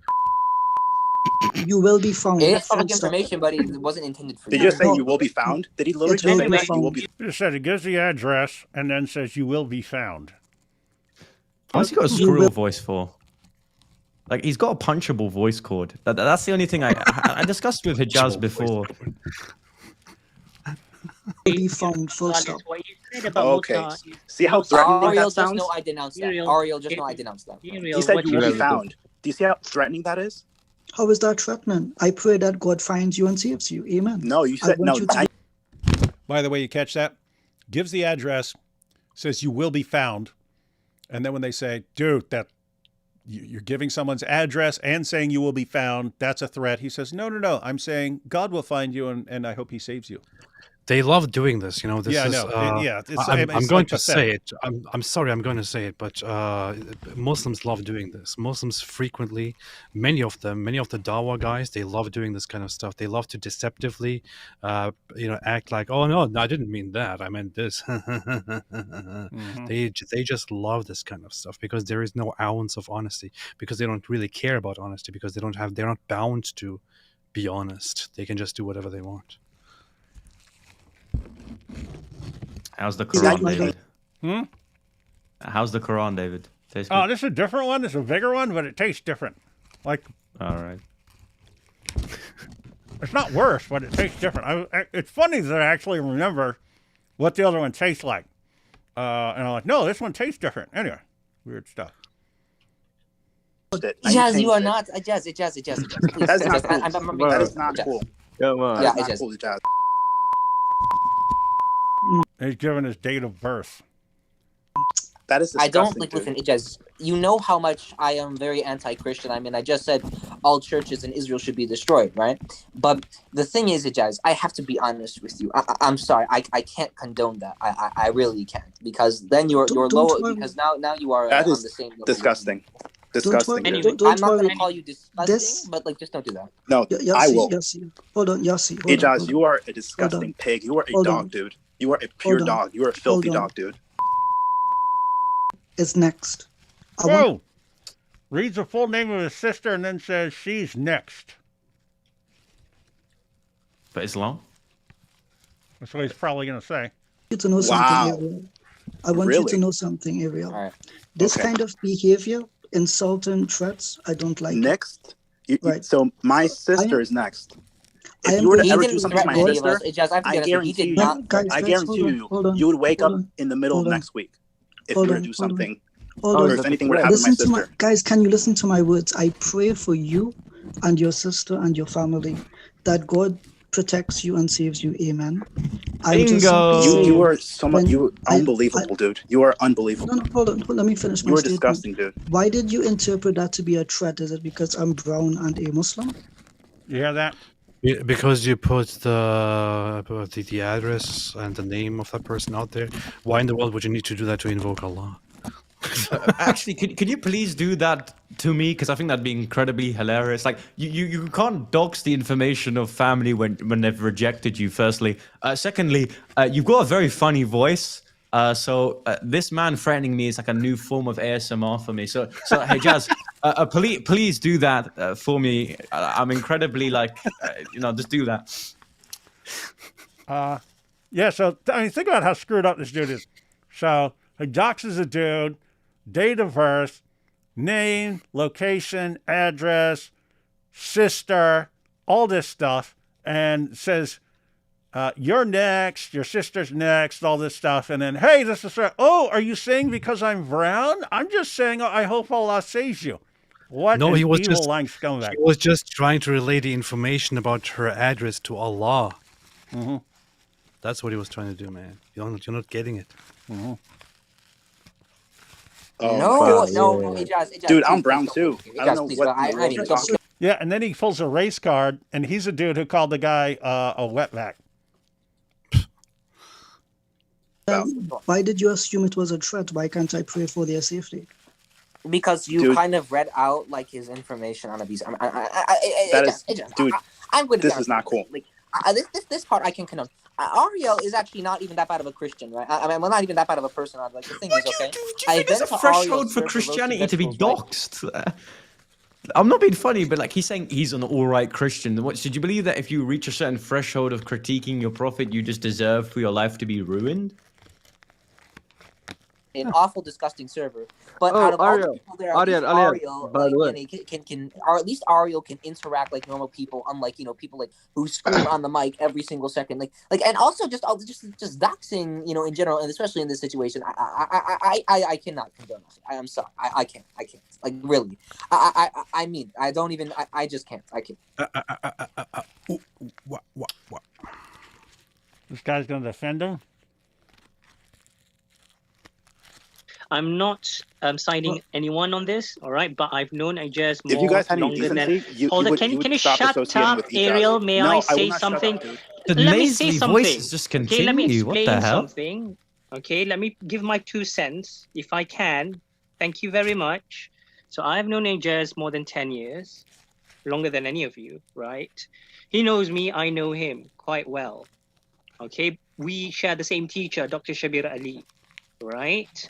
He's doing a bang-up job. He's pulling rank. That's what he's doing. Doing a bang-up job here, students, Shabir. He is no threat to anyone, right?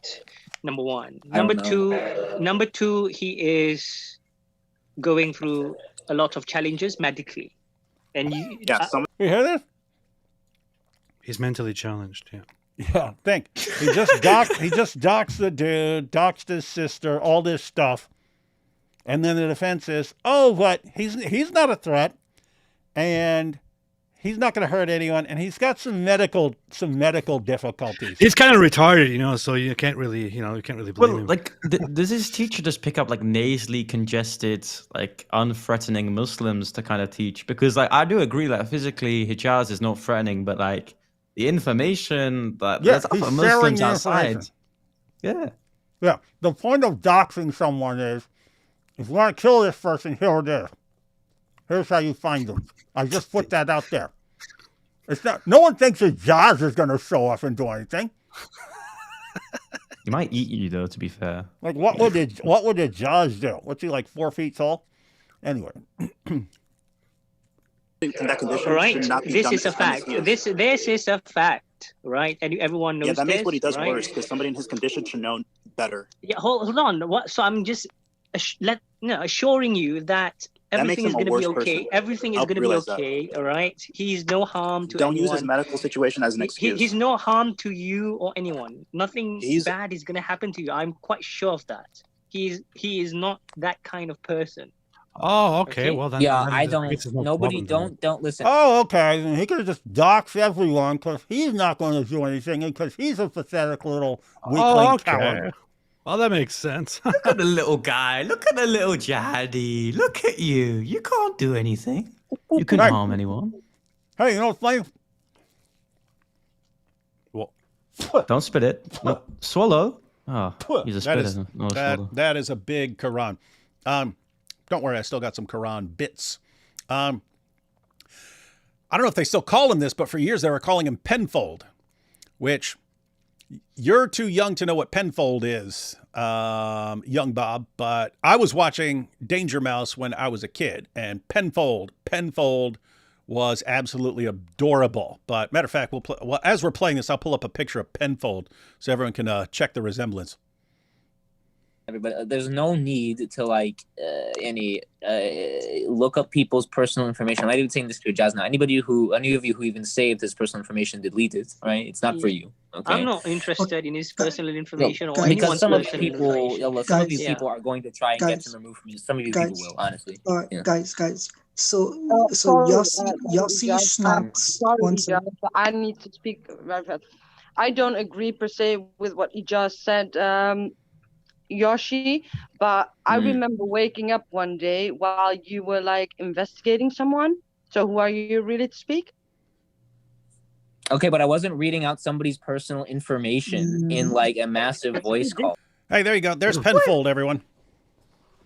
I watched that show when I was a kid. I used to play like flash games of that show, yeah, because the name ringed a bell. Yeah. That might be a reboot or something like this, because Danger Mouse is way back in the day. But yeah, everyone, Yeah, I think they rebooted it. that's penfold, and you can definitely see the resemblance to Ijaz, and that's why they called him penfold. Secondly, like Rashida, first of all, I'm not, searching I for wasn't it even for a using it as a threat. reason. I just think you're not the right person to speak about this. That's all I'm saying. Goodbye. Okay, we are having a Enjoy. conversation with this person. Hold on, Rashida. We are having a conversation with this person, in like in like a call with like 20 other people. Okay, and when you now read out his personal information, I'm not even saying it was an intent to threaten him. I'm not even saying that. I'm just saying don't do it. Like literally, like it is literally basically. Allah Wall just literally threatened to kill me in the text. So again. Oh, look at that on the screen. So yeah, the guy says, after Ijaz doxes the dude, he actually gets threatened in the text. Yeah, I'm going to come do something. Now we know probably not going to do it, but that's the point of the doxing. But the thing is, he's probably harmless. He's probably not going to do anything. So therefore, what's the problem? Mm-hmm. Yeah, He's man, probably I'm just going to trying release to- your. He probably I'm going just to trying release your to create information. AP, I'm going to release your information because I'm an innocent 17-year-old autistic boy, and David said to pull rank on autism whenever it's given Yep, opportunity. no one can criticize you. And I bear You have a witness. mental I bear condition, witness. it's okay. I bear witness that young Bob, he just doesn't know any better. Yeah. And young Bob's harmless. AP, you're gonna be scared if young Bob shows up at your house. Of course not. So what are you worrying about him doxing you? Exactly. Wait, hold on. Are you threatening to kill? Who threatened to kill? Hang on. Allah Wall. Let me see. Allah Wall. In the text. What? Let me see. What? What's a child is It says Ariel, come beef with me on Twitter if you want to be killed by Al Awal Muhajideen. Huh? What? What are you Ariel, talking come beef with me if you want to be killed by Al Awal Muhajid. LOL Mujahideen. Well, what's up with these? These are the graphics that came with iMovie, but like 20 years ago, and they're still using those. You find out the Islamic community as well, like their editing software, even in Speaker's Corner, is just crap. Go to any like Islamic filmer at Speaker's Corner, their editing is subpar. Burn! You hear that?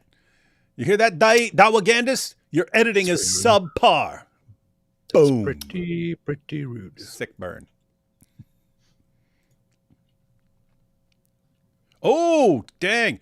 Then posts someone's phone number in the chat. Really Hazoot. The institutionalization of Canon Law 1083. By the way, Ijaz Was such. just mentioned my phone number. He just put my phone number in the chat because he's a disgusting human being. Yep, he is. He's Bro, an come absolute on, disgusting human being. But he's And by the way, harmless. he called me a wetback earlier in the thing, and I didn't mention it until now. Dude's a disgusting pig, and I Absolutely. hope that God has mercy upon him on that day, because if he doesn't, then he will have a lot to answer for. God have mercy upon this guy. This guy is disgusting.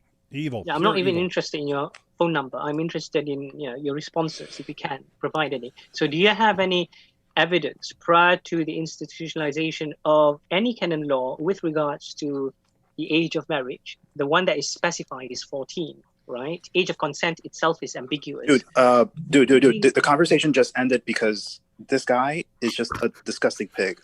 Yeah, can you imagine this? I mean, Anyway, let's get back to the topic. yeah, Let's you talk got the about Muslim. Hey, pedophilia. just ignore the fact that he's doxing you, doxing your sister, posting your phone number, all this stuff, and you're being threatened. Ignore all that, man. We're having a debate.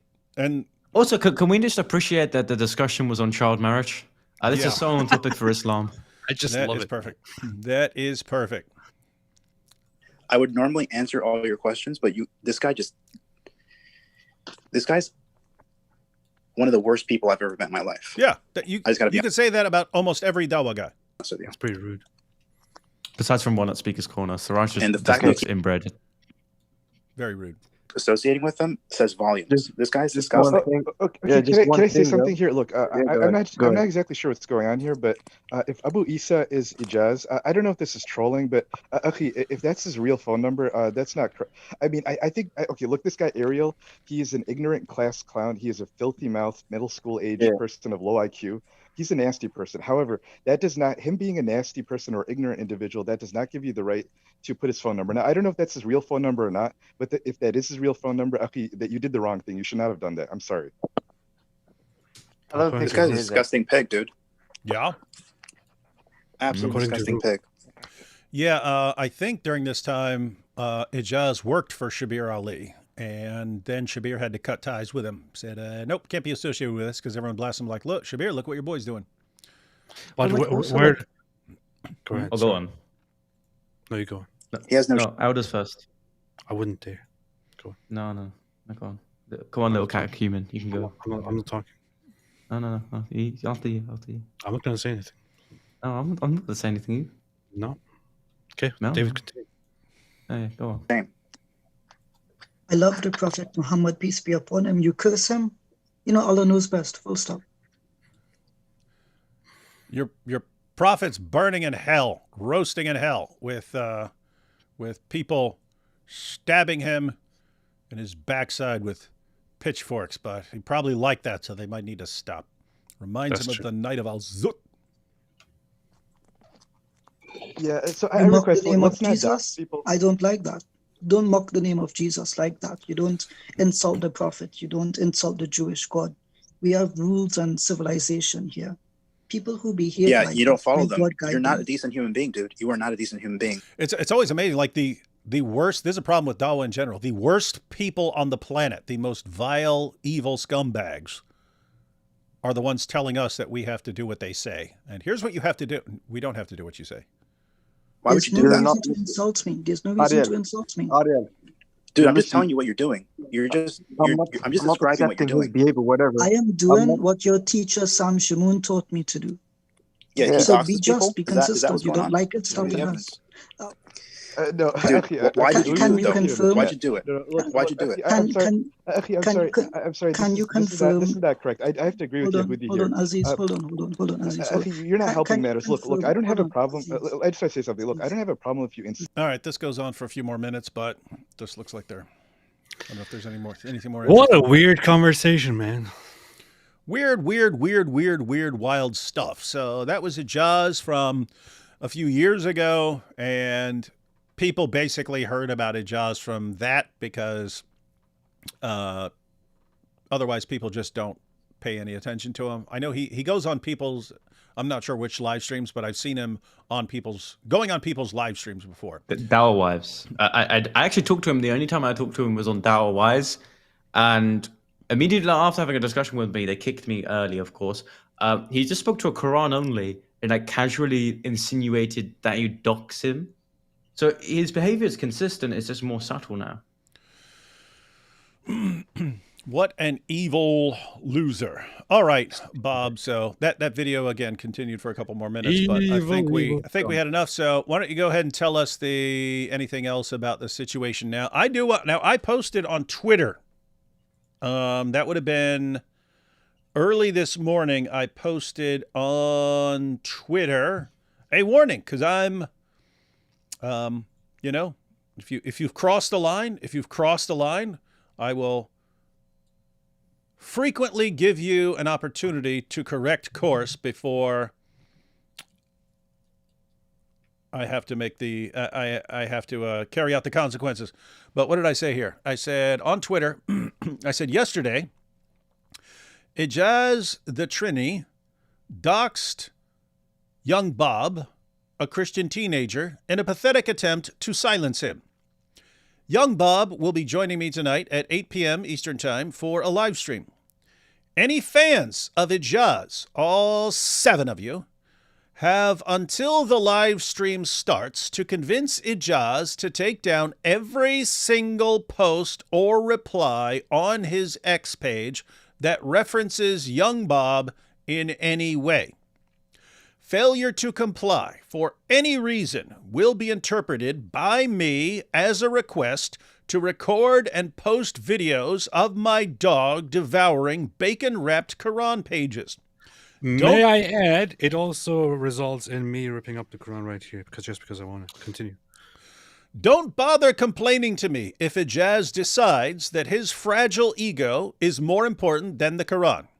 As always, the consequences of your actions are on you. And that's not according to me. That is according to Surah 6, verse 108 of the Quran. Powerful. I had a good laugh reading it that. I appreciate it. I have to say, I actually stole that warning from COs in jail, correctional officers in jail. On my situation, he's a bit schizophrenic, Hijaz, our dear Midnimun boy, because for whatever reason he posted it, deleted it, then posted it again with the receipts of my actual information. But we just keep on going back and forth. I keep on insulting him. I was like, consider your boy like Muhammad Hijab, who's having a nice drink and a beer at the beach. You know, maybe put some oil on his back and concern yourself with him instead of debating with a schoolboy. By the way, the challenge is still out there.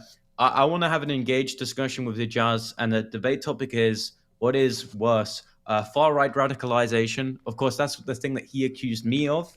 That's ultimately not true, but I think that far-right radicalization, which is just essentially incel behavior on Discord, is substantially better than radical jihadi Islam. So that's the discussion out there. We can have a discussion on that. But yeah, that's essentially it. I'm more concerned about my tranny auntie. Please, if you're watching this, of course I blocked you on anything else, so this is a neutral platform. Firstly, there's no animosity between me and you. Secondly, you're better when you're a woman. Thirdly, please remove the information from supposedly a vulnerable 17-year-old radicalized fascist. And besides from that, just thanks for the platform. Greatly appreciated. What the hell happened to your hair, man? You look like a goth kid from the 2000s.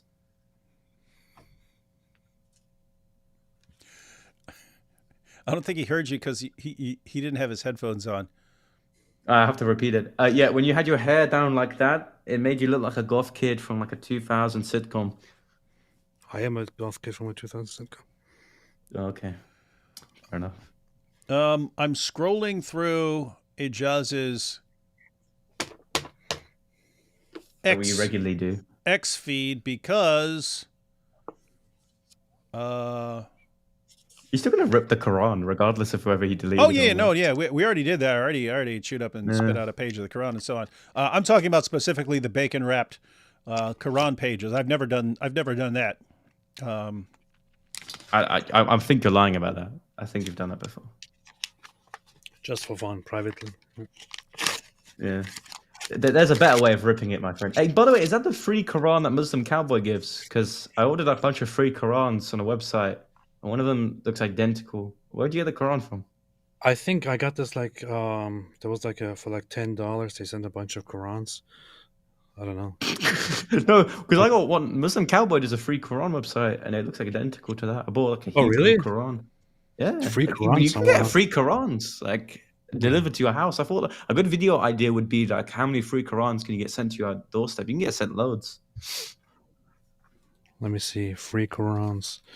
Request for free Qurans. It would be nice if I could get like a whole bunch of free Qurans, like 50 free Qurans, and then I could just use them all for ripping them up. That'd be nice. Yeah, you can go do. I'm not recommending it for the sake of a political career, but I am disclosing that you can get free Qurans out there, man. Yeah. Get your free Qurans today, man. I'm looking for. I think he deleted it because I can't find it anywhere. I'm looking. I said everything referencing you, so I'm looking for anything referencing you at all. Is there a AP? Is there a shortcut to see any references to anything? Oh, hang on. A woman named Jess said, "Quit doxing young children like young Bob, you Islamist loser." And Ijaz responded, using his name from his YouTube, his doxing, you're calling 17, 18-year-old young child, this is pathetic. You seem deluded and triggered. I win again and again. Thank you for the free engagement. That's enough, Ijaz. That's enough. I said, anything that's referencing young Bob, take it down.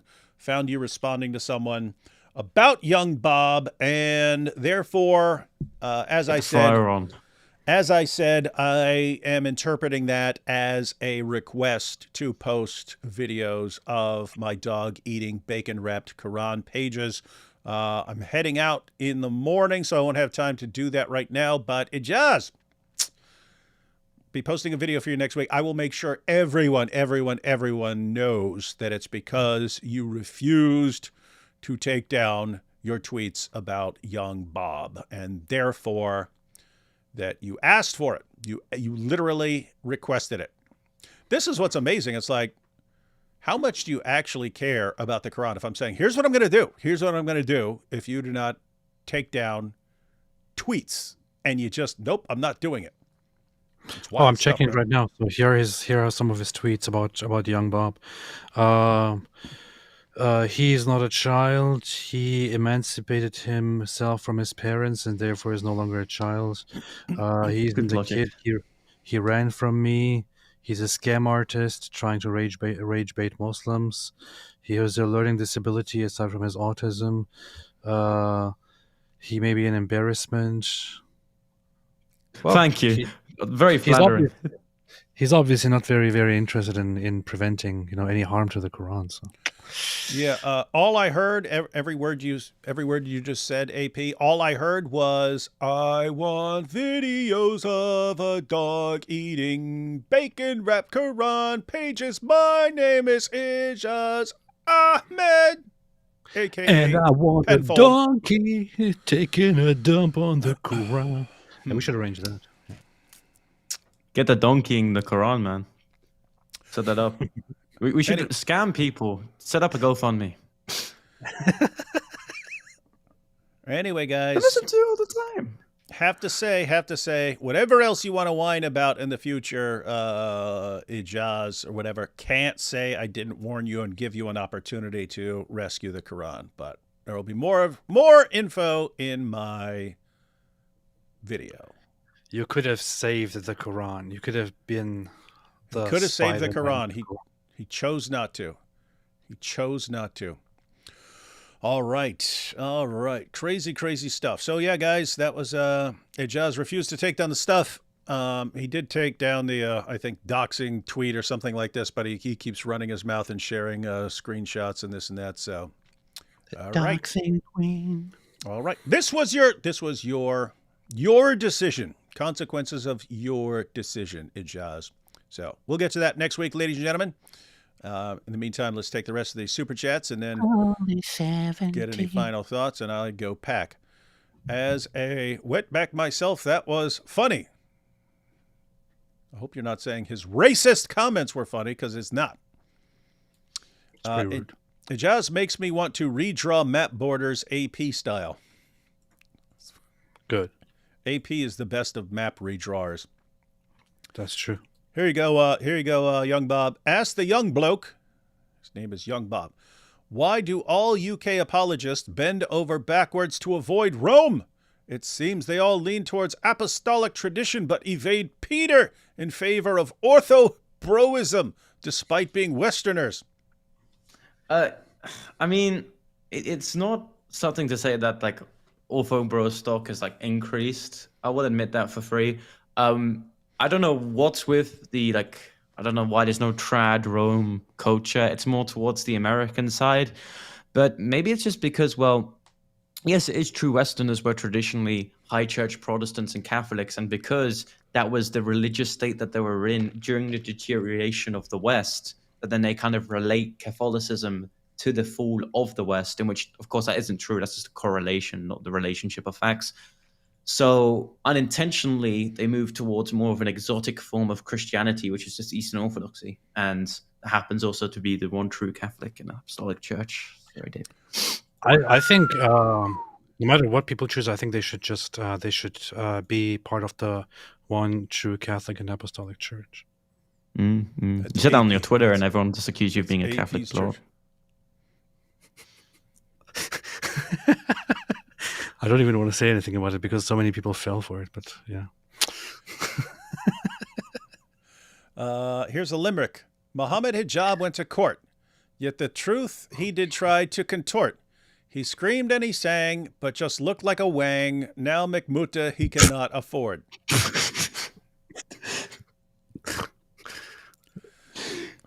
Well, there's a free position at McDonald's now. You can now generously take that if you live near the area. Of course, Ijaz doxed it, so you now know where the McDonald's is. So go over there. RKZ says Allah is not all-knowing. He needs name and address. Yes, he does to go find someone.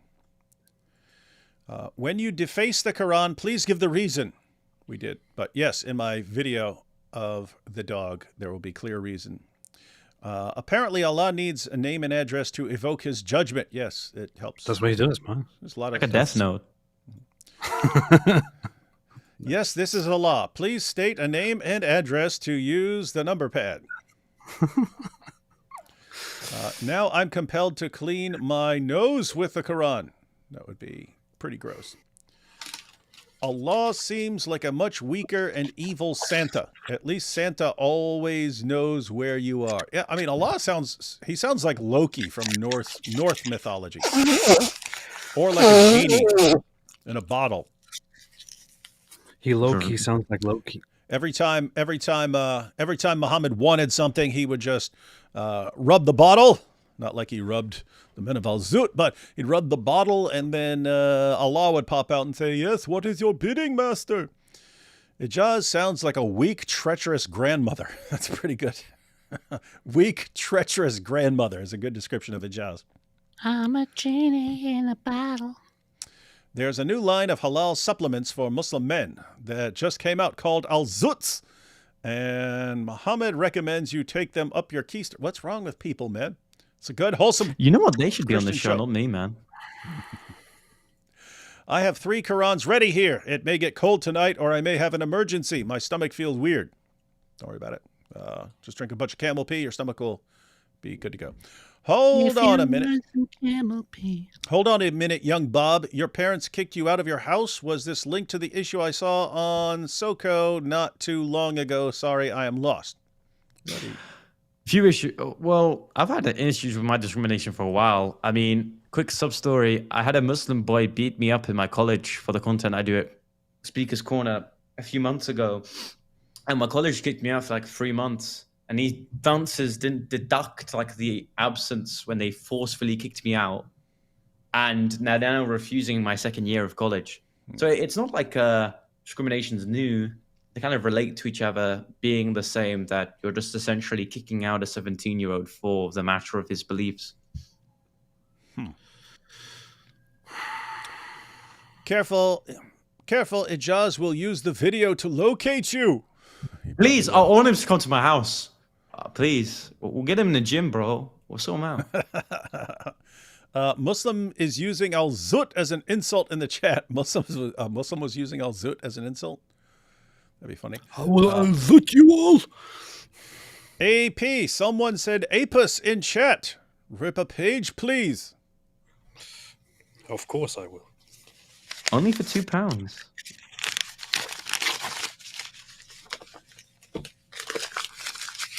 Hey, we should You start a sold new yourself thing. cheap, man. For every super chat, I will rip up a Quran page. We should start such a campaign. Nice. If AP is such a good map painter, although not in the way Daniel Hakikachu is a map painter, then why does Constantinople still have a roach infestation? I usually draw maps like Daniel Hakikachu. David, please don't feed the dog Quran. Dogs rule. Well, I wasn't going to, but that decision was on them. The UK orthohose, what? Orthohose will What'd you call be me? meek and mild to the jihadis, but the Latin rights won't turn the other cheek. We'll tell them to far and blah, blah themselves. Also, the one true church is where Peter is. Oh, we agree. We agree. Oh, nice. Like, why does every single like Catholic just think that we just reject Peter? Like, we believe that he is the first apostle by which all of the apostles received the keys, right? So it's not exactly that we reject that Peter is the first order by which all of the apostles received the keys. We revere Peter with Paul. It's just that we just don't accept some of the ecclesiastical authorities given to him. But look, because I've become more political, of course, I've kind of rolled down my rhetoric. Like, for example, do you actually think that like you shouting at someone online for being like an awful bro, you really think that's going to convince them that Catholicism's true? Not really. I've matured pretty quickly in terms of like my evangelism of other people. Like, for example, in Speaker's Corner, there are a lot of people like Protestants and Catholics and whatnot, but they're already engaged on debate, bro, with like the Muslims, right? So if you try to randomly interject and say, well, he's also a heretic and you're the heretic of Ishmael, you're both wrong. Well, of course, firstly, I agree more with the Protestant. And secondly, that's not going to convince the Protestant that Eastern Orthodoxy is true. So. Precisely. I shan't engage in any of these discussions about this church and that church. I plan to do so neither at this point nor in the future. So, Timothy Freeman, you can take your popery somewhere else. The Eastern Orthodox Protestant Brotherhood Alliance will not be broken. Hey, I did not say that. Go for will not be broken by your popery. Eric says, if we are being charitable in how we understand the Quran, is it possible to say that confirm means confirm what is right and correct what is wrong? Yes. I assume you're joking. If you're not joking, let me know. But I assume you're joking there. When you destroy Quran, please give reason. Already did. Man, how many times are you going to say it? Take my money. Rip a page. Uh-oh, this was specifically a request, AP. Canadian dollars. How much that translate to US money? Again, charge premiums for ripping a Quran. You're threatening your life with that. I have to make sure that it's only one page, not 2 pages. The request, 1 page. Powerful. There we go. What do we have here? God bless you guys. Hey, David, you guys said you will be in Times Square tomorrow, but where at in Times Square? Me and my mom want to meet everyone. Where at in Times Square? It's like a tiny place, man. When people talk to me in the past about Times Square, I thought, whoa, Times Square sounds like a huge place. It's like, it's as small as my room, man. No, it's not. and you have streets that kind of go in multiple directions and so on. And there's the issue of it can be very, very crowded. It's a place called the Red Steps. So if you look up the Red Steps, but it's where the Red Steps are where that's where people go to get tickets. And what happens is you have like a big Broadway show and stuff, and they sell tickets for the big Broadway show online and at the office and stuff. But then any tickets left over, because they want to fill seats. It's basically, there's a place in Times Square where if there's a show that night, whatever shows are going on that night, they'll give cheap tickets to the shows based on whatever's left. So you can go there and get cheap tickets. Anyway, that's the actual spot. So you'll see there's some like bleachers there, and it's a red area. So yeah, just look up Red Steps. But yep, I will see you there. Amos me. Good to see you. Goat Hub says, hey, Orthodox or Catholic, at least we ain't Oh, sorry, David. Very rude. Very rude. At least we're not Muslim. Alhamdulillah. RKZ Edit says, I knew young Bob was a good guy. Protestant represent. Hey, don't take my compliments to be too far, man. I'm going to have to start taking liberties. Didn't Peter Jibril write that song? Zoot Hammer. Yep, that's a good one. Zoot Hammer. Mo got zooted Ijaz style. Ijaz style. Yellow tsunami of apostasy incoming. This is all true. And Eric says, I was serious. I'm Eastern Orthodox, but how to respond to Muslims? Oh, okay. So you're serious. Can confirm mean basically confirming certain teachings that you agree with, but disconfirming other? No, keep in mind, those claims, that is an argument for us. That's telling us why we should believe in Muhammad. Why should we believe in Muhammad and the Quran? Because Muhammad and the Quran are confirming our scriptures. Now, if what that's really saying is, oh, I'm confirming parts that I agree with, but disconfirming other parts, why would that be impressive to us? Keep in mind, you can always just make an argument out of this for Muslims. Muslims, if I came up to you and I said, hey, I'm a prophet, you want to know why you should believe in me? Because all the parts of your book that I agree with, and the parts I disagree with, I say those are wrong. Can I also just drop in here? Just simply saying, well, because something agrees with a text, therefore it's a historical or preserved notion within a book, doesn't really work, right? So there's going to be, like, for example, the Torah, right? There are going to be passages within the Torah that says God is one. Now, I'm guessing if you go to a historian and say, hey, look, the Quran says that God is one, and it affirms generally the previous scriptures. So this verse within the Torah that says God is also one, is this therefore this automatically historically preserved? No, because of course there's always the open opportunity for someone to just go in and write that passage in. So a general affirmation is dishonest, doesn't work historically. There would be no real motivation to reveal this within the 7th century because, like David said, it's not impressive. And also, like, a general affirmation is, like, typically when I say something is general, that there is more than one way in which it's true, and there's more than one way in which it's false. And a lot of the Muslims online, when I see, and maybe I'm just going off a tangent here, where they look like compare the Sea of Moses towards the Quran. Like, it's not general because there's only 2 ways in which it's true. That's not what typically the word general means. Yeah. So, Eric, the first issue would be, if you're saying confirm actually means agreeing with parts and disagreeing with other parts or something like that. That would just be a terrible argument. Again, I could use the exact same argument about the Quran. I affirm parts of the Quran that I agree with, disconfirm other parts. What false prophet in history wouldn't use that same argument? So that's one.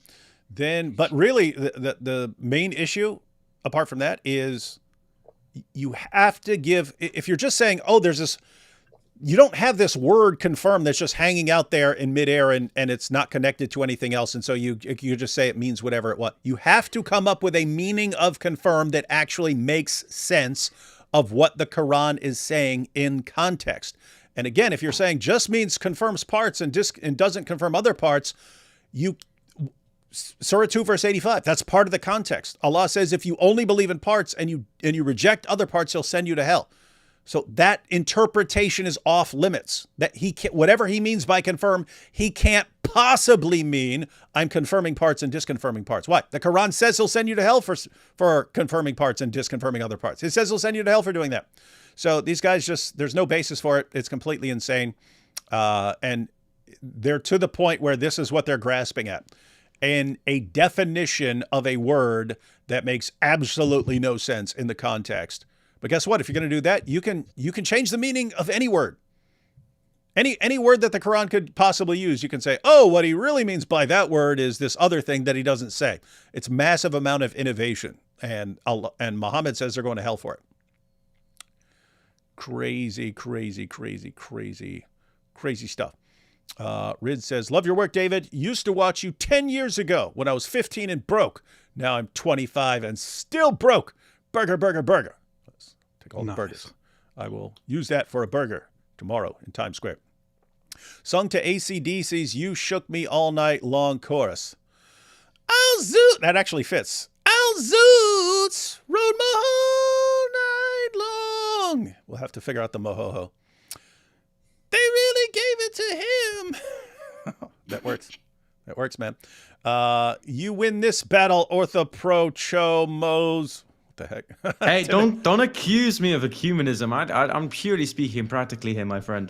To be honest with you, like I'll say this, like in the way that previously like Orthodox would extremely like separate itself from the world. Well, that's because at the time countries were typically divided by its religion, right? You can very much distinctively look at a Muslim country, Eastern Orthodox country, a Catholic country, and a Protestant country. But now you live in Western societies which kind of promote boiling points, in which case you have to deal with a community that has Muslims, Protestants, Catholics, and Eastern Orthodox. In which case, in a debate, do you want to concern yourself with also debating the Catholic on the filioque course and also the Muslim on completely more severe doctrinal disputes? I know which one I'd prefer. Yeah, but the important part of what Timmy said is that we've won this battle. So we've won this battle. Timothy acknowledges it. He agrees that Catholicism has been defeated by the Eastern Orthodox Protestant Brotherhood Alliance. Which battle? And everyone take note. The Eastern Orthodox Protestant Brotherhood Alliance is undefeated. Which battle? The one you started. Honest question. If heaven is outside our time and space, does that mean you can pray to yourself in heaven to intercede your prayer since it's outside Earth's time and space? Okay, well, do you believe that you're going... Well, I think that, like, within the... I'm going to give a serious answer to your stupid question. Do you actually... Well, firstly, if you're assuming the intercession of prayer, that's just assuming that you believe in some sort of energetic justification, in which then you do not believe that you're always saved. You're in a state of justification now, but you can lose your salvation. And in which case, you're already assuming then that you'll be a saint in heaven, in which you also believe that forever you are now saved. So you're just Frankensteining Protestant theology and Eastern Orthodox theology. I don't know if one of you want to give a trolley answer to That's actually a very, very good explanation. So I'm kind of impressed. Now, I would have just been like, who thinks that you're going to be outside of time when you're in heaven? Like, you have lots of people would say God is outside time or something like that. But if you exist, you're temporal. Like, you as a human being, God raises you and so on. If you exist in a spiritual way, or after you're resurrected and so on, you exist in time. You're created. So anyway, I don't know what everyone else believes about that, but. And finally, Protestants will conquer the world, you see. That's a valid point. I could go to so many places with that. Do you really think Christianity is meant to rule over the world in that way? I don't think so. Yes, we will humiliate the kuffar. It should. All right, guys. I think we'll wrap up now. I'm going to go. I have to dry my laundry and then pack. Well, we just started, man. We just started. Hey, everyone. If you tuned in late, Bob has been expelliarmumed from his home, and he's out crushing it, and he's been catching lots of hostility from multiple directions. So there's a link in the description on how you can chip in to support this guy who's he's in a room right now, but it's temporary, and he's officially kind of by the end homeless. By the end of August, I don't know where I'm going. Yeah, he has to. Yeah. By the way, my girlfriend's watching. Probably have to stay with you. So what is it? It's the 14th. So yeah, he's basically got a couple of weeks left of having a spot. So chip in to help out young Bob. He's doing awesome work. Generally, if you see a bunch of people in full panic mode over a 17-year-old, that 17-year-old is doing some important stuff that is freaking people out. So good place to help. All right. Any final thoughts? Bob, you want to share, young Bob? People know where to find AP and stuff like that, but where do you want to send people? And I can always add the links afterwards. Yeah, so I'm not really active on YouTube, just because you don't expect a lot from a homeless person. But YouTube, Young Bob Studios, or my X is at Young Bob TP UK. I'm youth ambassador for Turning Point UK, so also support Turning Point UK. Of course, we're kind of being outplayed by American cousins.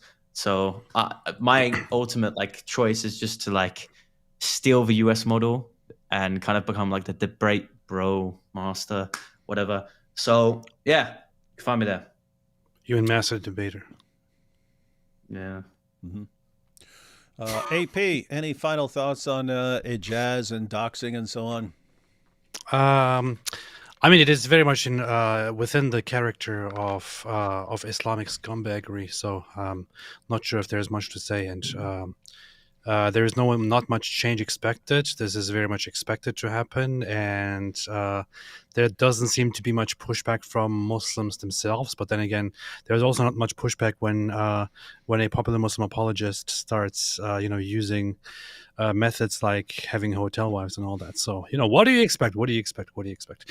This just makes our desire to counter Islam and Islamists even stronger. And by the way, final words will not be words; they will rather be this. Oh no.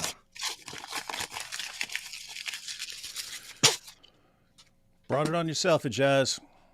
Brought it on yourself. Every time we try to be nice. I mean, I'm sitting there trying to be nice, trying to get along as much as possible, and they cross lines. They are habitual line crossers.